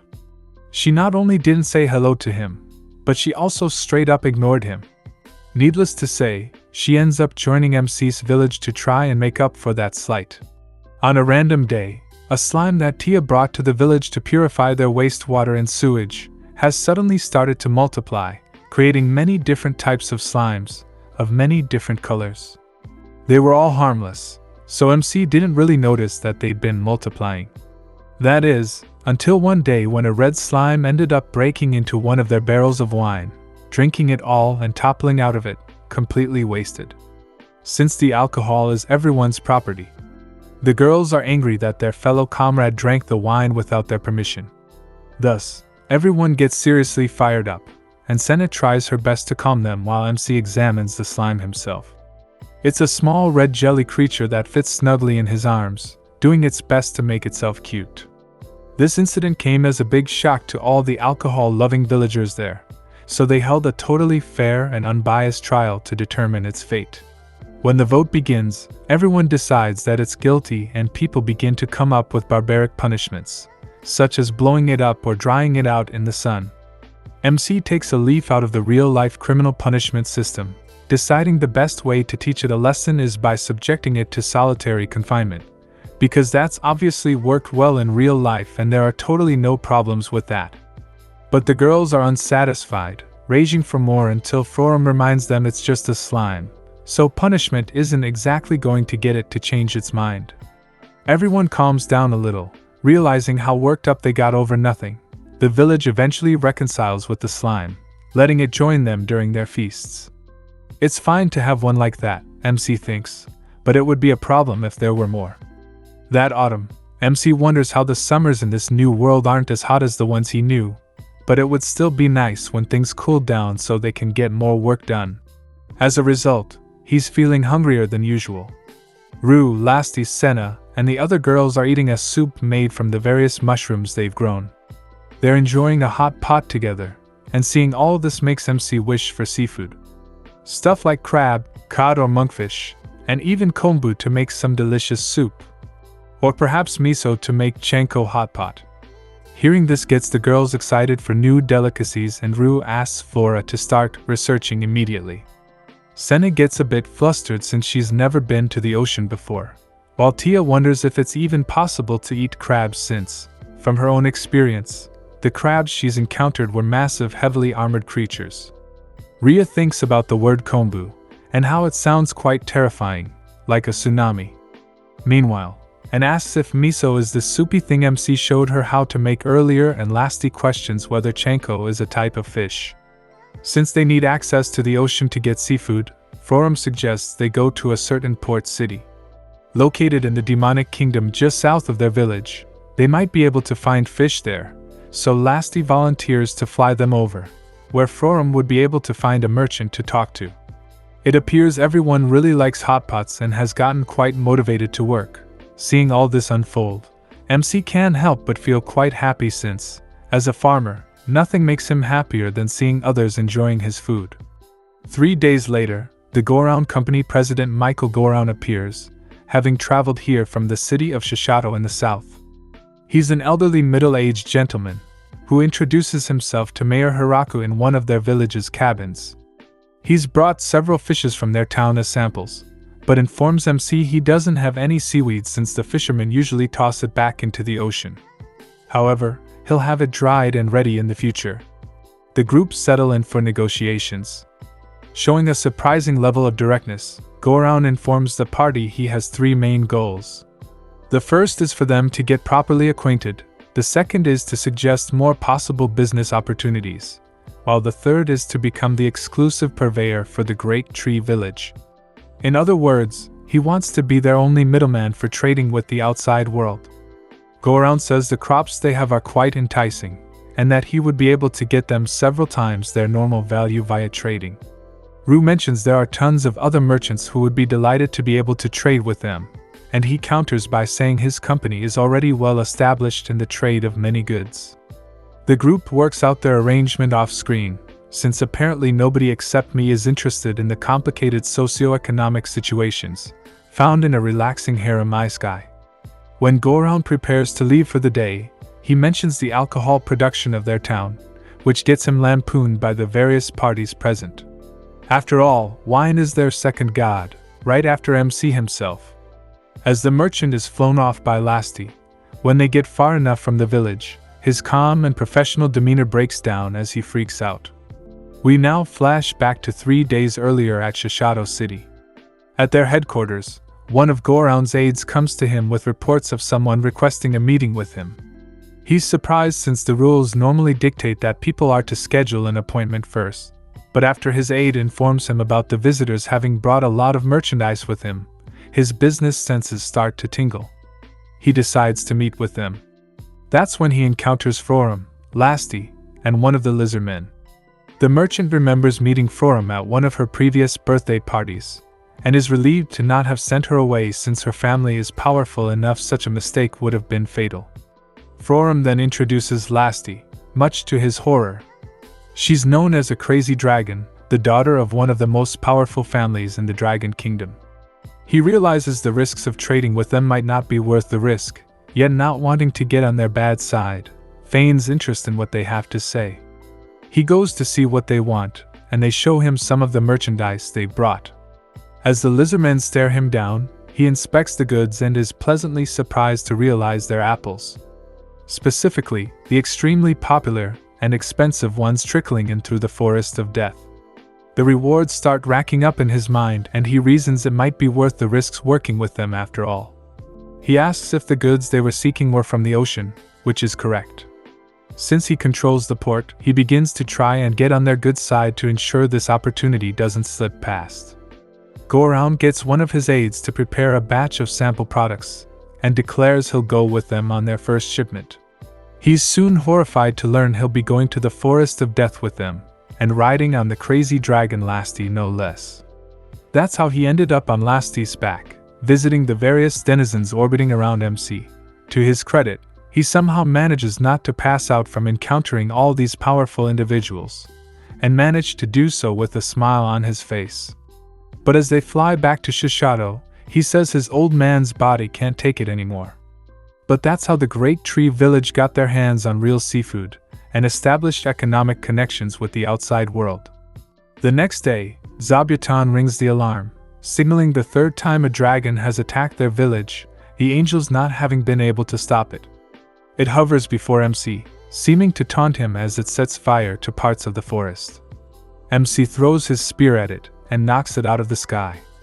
As usual, the creature takes on a waifu form, and it's only until Drime shows up that MC stays his hand. The girl is Hakurin, Drime's older sister. She's here because Drime claimed he was going to marry Lasti off to MC, which turns out to be because he was drunk. She claims she visited him in the form of a dragon to test his strength, but when Drime presses her, she admits she wanted to vent her frustration after her niece Lasti, who was 900 years younger than her, was going to get married before her.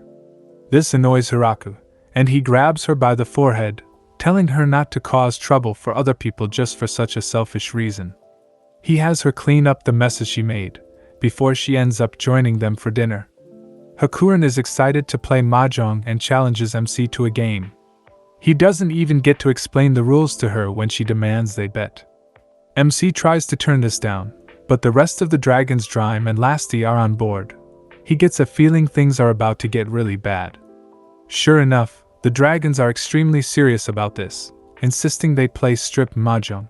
Even though Hakurin doesn't know the rules, MC gets clapped so badly he ends up on his last bits of clothing, with the girls chanting for him to take his pants off.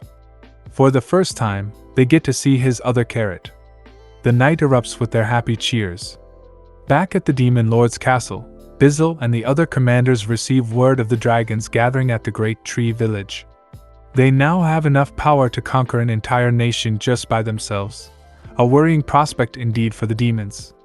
Demon Lord Galgardo interrupts their conversation, and the ominous music begins to play as he unveils his plan to destroy the Great Tree Village. Just kidding, what anime do you think you're watching? Instead, he mentions how his daughter has been in a bad mood all day long, and asks them if they know whether it's just a phase or not. Ah yes, moody teenagers. Meanwhile, Hakurin has ended up as the village's teacher. Despite having a lot of knowledge and power, she was incredibly lazy. Whenever MC turned around, she was either complaining or doing nothing. She hopes for a day when she wouldn't have to do anything, and could just laze around. However, Hiraku sends her off to dig up and fill holes until she eventually gives up, which is why she now teaches reading, writing, and math. She tells the kids she wants them to study hard so, when they grow up, they can do everything for her. Not exactly the ideal motivation. With this sorted out, you'd think things couldn't get even more crazy. But MC doesn't get a chance to breathe, as more visitors show up the next day. A trio of Lamia, who visit MC with offerings of various treasures, seeking protection from the terrible monsters in the forest. As it turns out, Apparently the infernal wolves were roaming the forest and found a dungeon to clear, driving out the inhabitants inside. Although they were proud of this, it goes without saying that those inhabitants were the Lamia in question. Having heard them out, MC decides to take them in, since it would be improper to send them off without help. They decide to trade some of the crystals the Lamia brought for a bunch of their food. But the Great Tree Village's produce apparently has high levels of aphrodisiac in them, since the Lamia are more than pleased with the trade. In fact, they say they'll do anything MC wants. Their excitement and eagerness for certain things, only rivaled by the High Elves, makes MC feel a bit awkward. Since they're willing to do anything, he pulls a Chad move and tells them to put on some clothes. Even though it's part of their culture, it's hard for him not to stare. As their neighbors, the Lamia soon started cooperating with them, often working as their couriers to ferry goods between the Great Tree Village and the surrounding nations, as well as just helping out around the village. Back at the demonic territory, plot finally begins to happen as three girls convince a shadowy figure that the Great Tree Village isn't actually so good after all, and is instead holding Florum hostage. The figure, Princess Yuri, resolves to destroy MC's village and supposedly free Florum. The day starts with some noble girls assuring Princess Yuri the village is gathering forces and is likely planning something foul. For example, they may be convincing Florum to stay there so they can use her as a hostage if they need to. They advise gathering troops in the Demon Kingdom immediately, and she agrees. "We must defeat that village and save Florum," she declares. Back in the Great Tree Village, Florum meanwhile is using her magic to levitate pages in the air, when she gets a visit from her father Bizzle Chrome. He teleports into a green magic circle and apologizes for bothering her while she's busy. She denies this, however, saying she's just been put in charge of the village's accounting. Florum asks why her father came to see her, and is told their princess is gathering troops to prepare for a military campaign. At this, her papers fall out of the air in surprise. "Our princess is doing that?" she asks, bewildered. After all, Princess Yuri never seemed like that type. Her father explains, while she was gone, some of Yuri's followers have taken the opportunity to fill her head with lies and half-truths. Rosalind, second daughter of the Gritch family. Clacase, fourth daughter of the Bugle family. And Roju, second daughter of the Mamonrose family. Three girls who are known for being power-hungry simpletons. Florum asks her father where exactly they plan to attack. He hesitates for a bit, and with a bit of hopeless exasperation in his voice and sweat running down his back, reveals they're going to attack the Great Tree Village. Shocked, Florum questions what stupid food they're eating that's giving the girls such ridiculous ideas. After all, she's even provided reports of the members of the village. All powerful creatures that are each the equivalent of a small mercenary force at the very least. But Bizzle tells her those reports were so ridiculously overwhelming people began to think they were unrealistic, or just outright exaggerations. He tried to have the Demon Lord put a stop to this blunder, but he's far too soft on his own daughter. Florum asks if she should go and knock some sense into it, but her father tells her they'd likely be expecting that, and it might just end up creating a misunderstanding, and get her labeled as an enemy of the demonic kingdom. He says other than doing that, she should do anything to stop them from mobilizing. It'll be a horrible mistake. Florum naturally agrees and asks her father when exactly they'll be mobilizing. "Tomorrow," he informs her, gravely. "Tomorrow?" she shouts. "That's ridiculous." Bizzle nods and thinks for a moment, before suggesting they should ask someone from this village to route their forces. The princess has only gathered a measly 300, and not even Spartans at that. If they rout those soldiers, they might be able to crush their fighting spirit right from the start. However, if they're careless about which villagers they share this information with, well, then things could get really out of hand. The demonic kingdom might even be annihilated. Which is, of course, a problem. In other words, they decide Florum has to show the warmongers the difference in military strength, without actually mobilizing the village's forces. The next day, the soldiers march out for war, but are easily stopped in their tracks by three figures. Three Lamia, who can't believe they're going to get 10 boxes of apples just for throwing a few trees around. They wonder if they should be punishing these invaders a bit more. Before them, Rosalind Clackace and Roja tremble in fear, looking at the logs embedded in the ground, their own forces on their knees begging for their lives. And can you guess where these three girls end up? If you answered, joining MC's village, you've been paying attention. They pay him a visit, but are completely frozen and nearly unable to say a word. Florum explains they've had a complete change of heart, wishing to join their village. She says they're now ready to work themselves to death.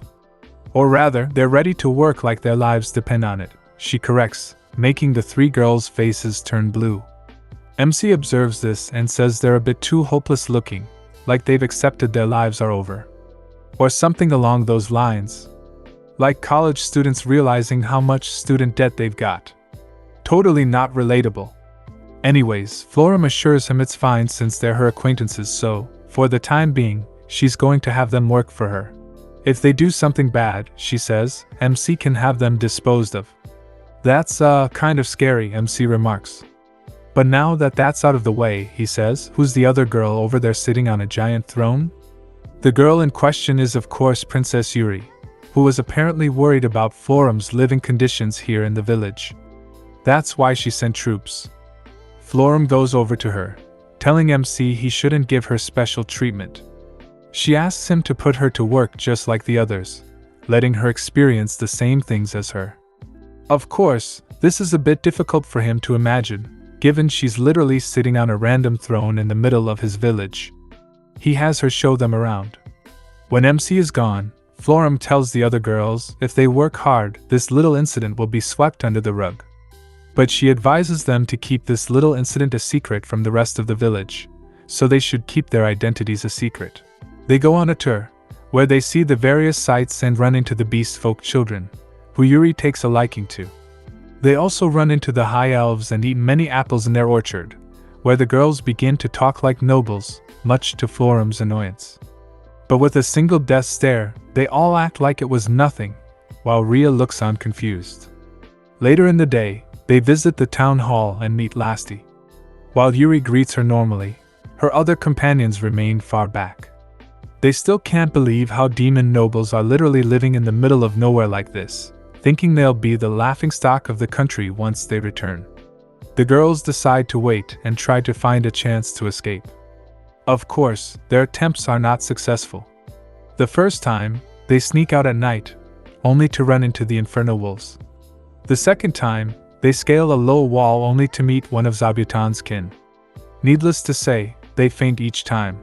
Finally, having learned their lesson, they eagerly set to work for Florum, working like their lives depend on it so they aren't disposed of.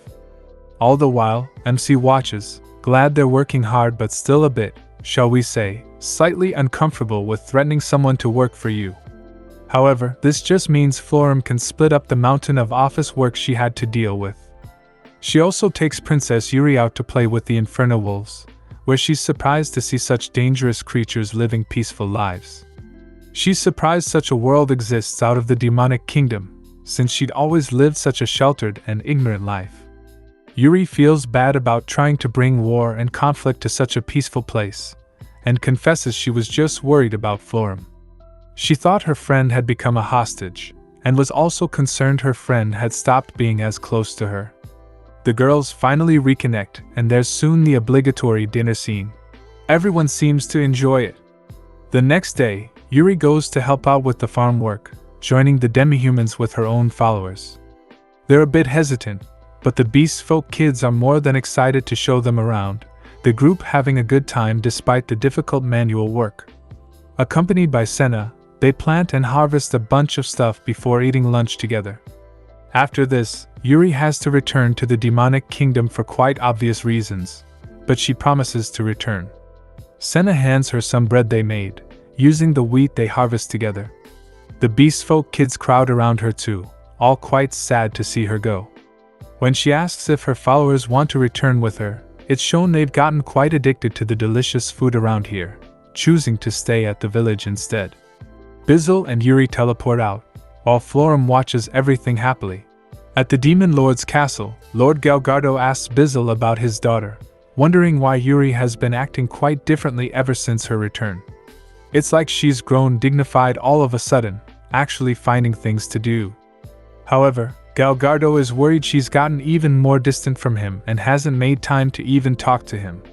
Bizzle advises him not to worry, however, since it's natural for someone in her standing to eventually grow up, taking an interest in politics and diplomacy before long. Children grow into adults before you know it, he says. However, his words to Galgardo sound like something about losing your, shall we say, innocence, and he gets fired up. He wants to know who this man is. Bizzle tells him this attitude is going to make her hate him one day, suggesting they get ready for their next meeting so he can make a good impression on his daughter.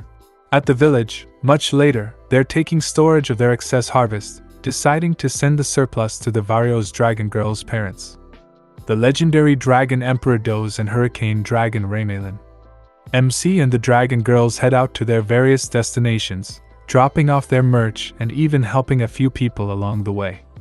When MC goes north with Akurin, they run into a group of dark elves who also want to move into the Great Tree Village.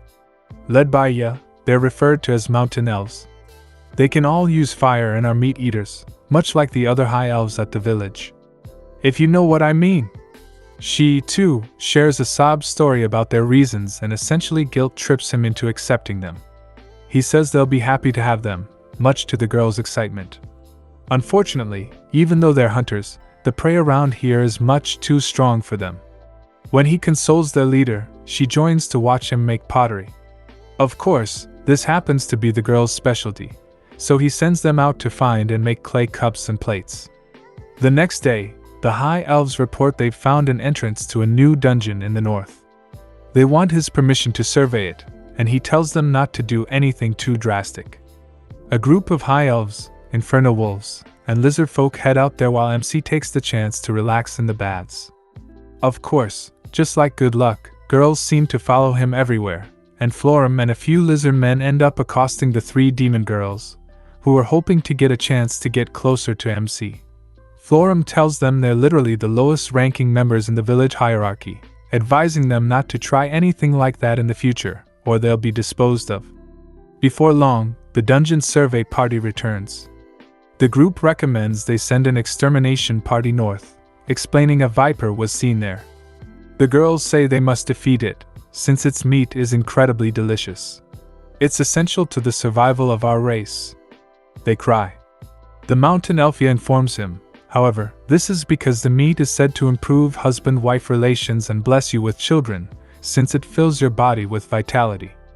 Upon saying that, she too joins the other High Elves, blushing as she envisions her future with MC. Flabbergasted, he says they should talk it over with the other residents of the town. And thus, autumn fades away as winter approaches again. MC visits Rue, who has gotten ill recently. She assures them it'll be alright, and that she's just having a slight cold. When Senna hears about her symptoms, she tells them she actually knew someone from her village who experienced similar things. And what happened? MC asks, anxious. Everyone leans in. Well, we congratulated them on the baby. The story continues that following spring, with the sun shining down on the happy citizens of the Great Tree Village. The vegetables all look so much brighter and more colorful after sunbathing for a while. MC calls everyone over for break time so they can have lunch, and Senna offers to set everything up for them.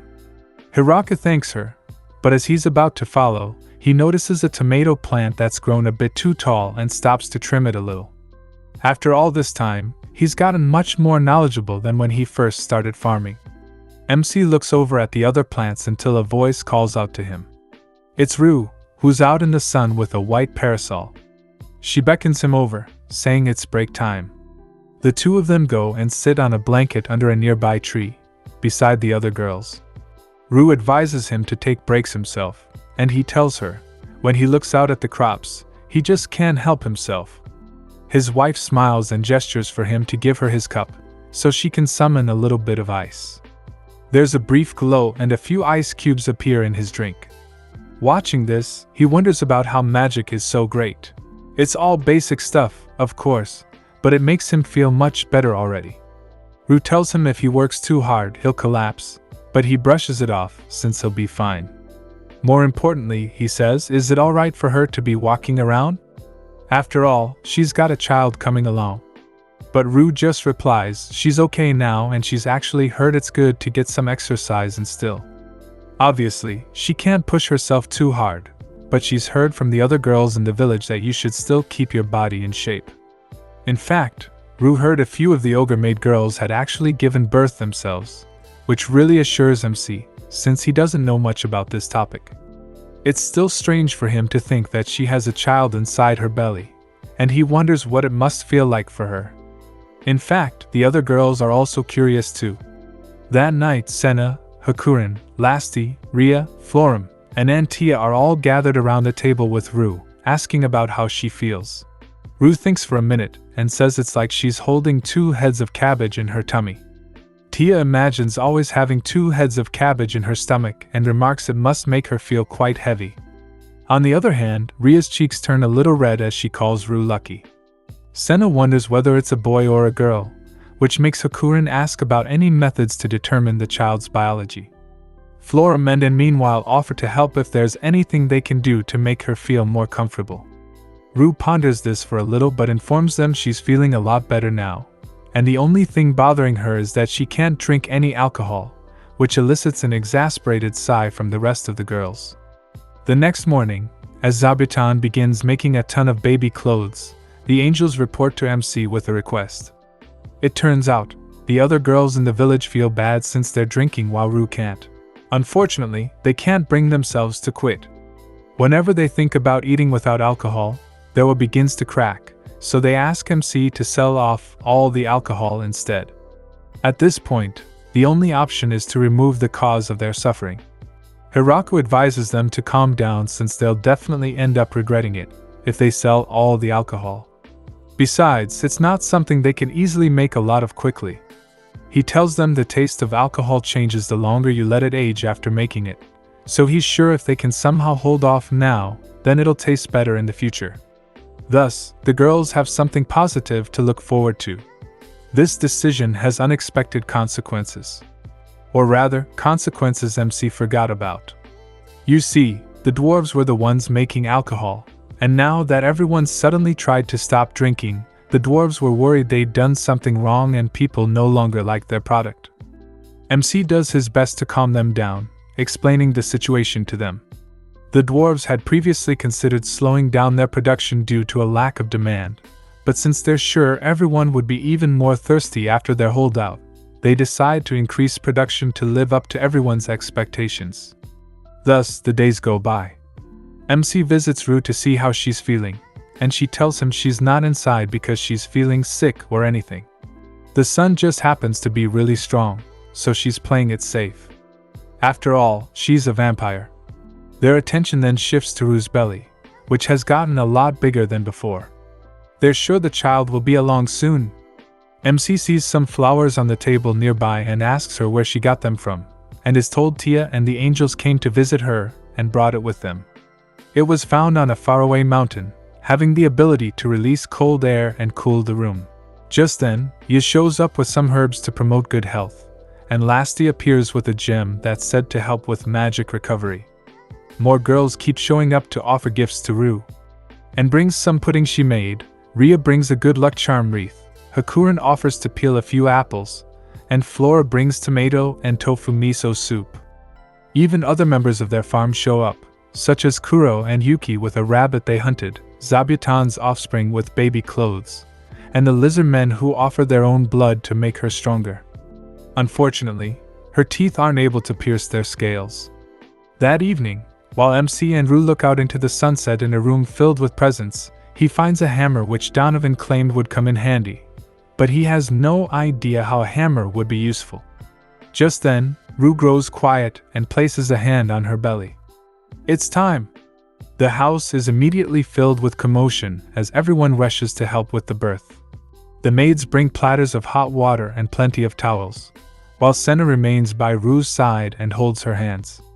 MC sits alone in a side room, illuminated by only a single candle, hoping for things to go alright.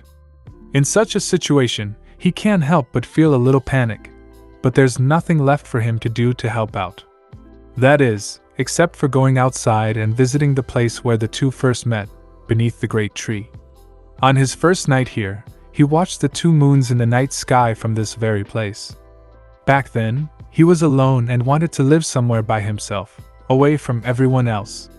But now, he has others. Time passes, as MC sits in a daze, reminiscing about his past. Before he realizes it, it's soon morning and he returns to the house. When he enters Ru's room, he's greeted by all of the girls, who've gathered there to celebrate the occasion. Everything went great, and Ru is holding a baby in her arms.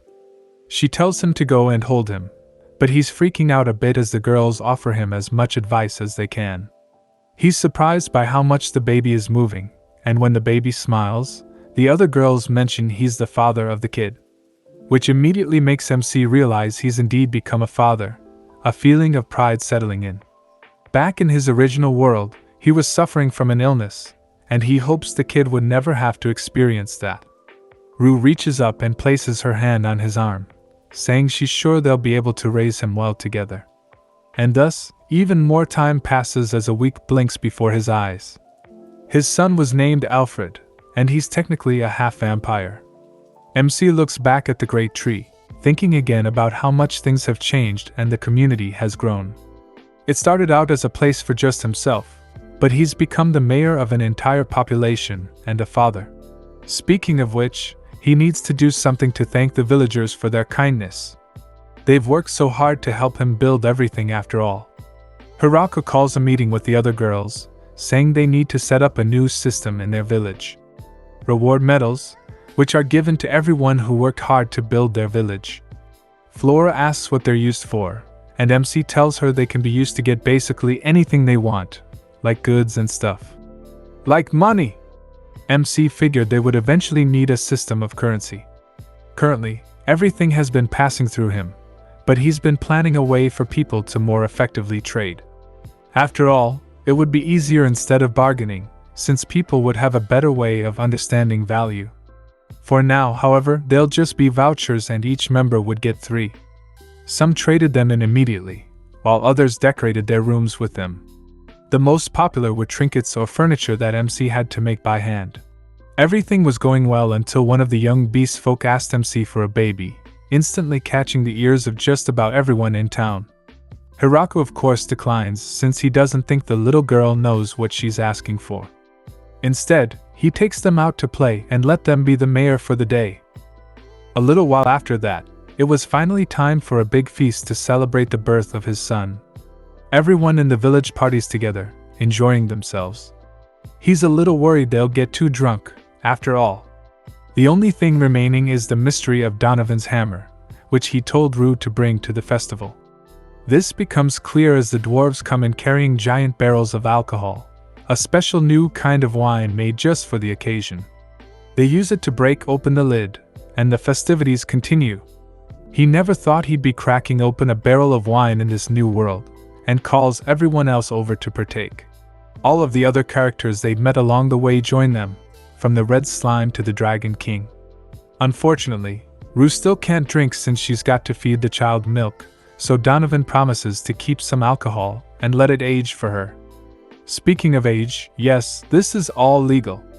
At the Demon Kingdom Keep, the demons are having a meeting about the latest news from the Great Tree Village. Realizing they will likely be unable to challenge them, they decide it would be ideal to maintain amicable relations, or even marry someone over to ensure friendly ties. Demon Lord Galgardo, of course, is very defensive of his daughter and swears never to marry her to anyone. Elsewhere, the merchant Goron makes preparations to send his own congratulations, wanting to ensure their relationship with the village continues. As MC looks out over the town, he thinks about everything that has happened so far, like it's all been one wonderful dream. The scene from the opening of the first episode appears, telling us all of it has been real. The girls approach him for another meeting, where they discuss matters of more people joining, and they discuss setting up a new village to handle the influx of new people, with the girls resolving to do their best. The village had helped them before, and they want to do their part to help others. Everyone decides to do what they can to share their paradise, and naturally, perhaps have hundreds of kids with Hirako or something.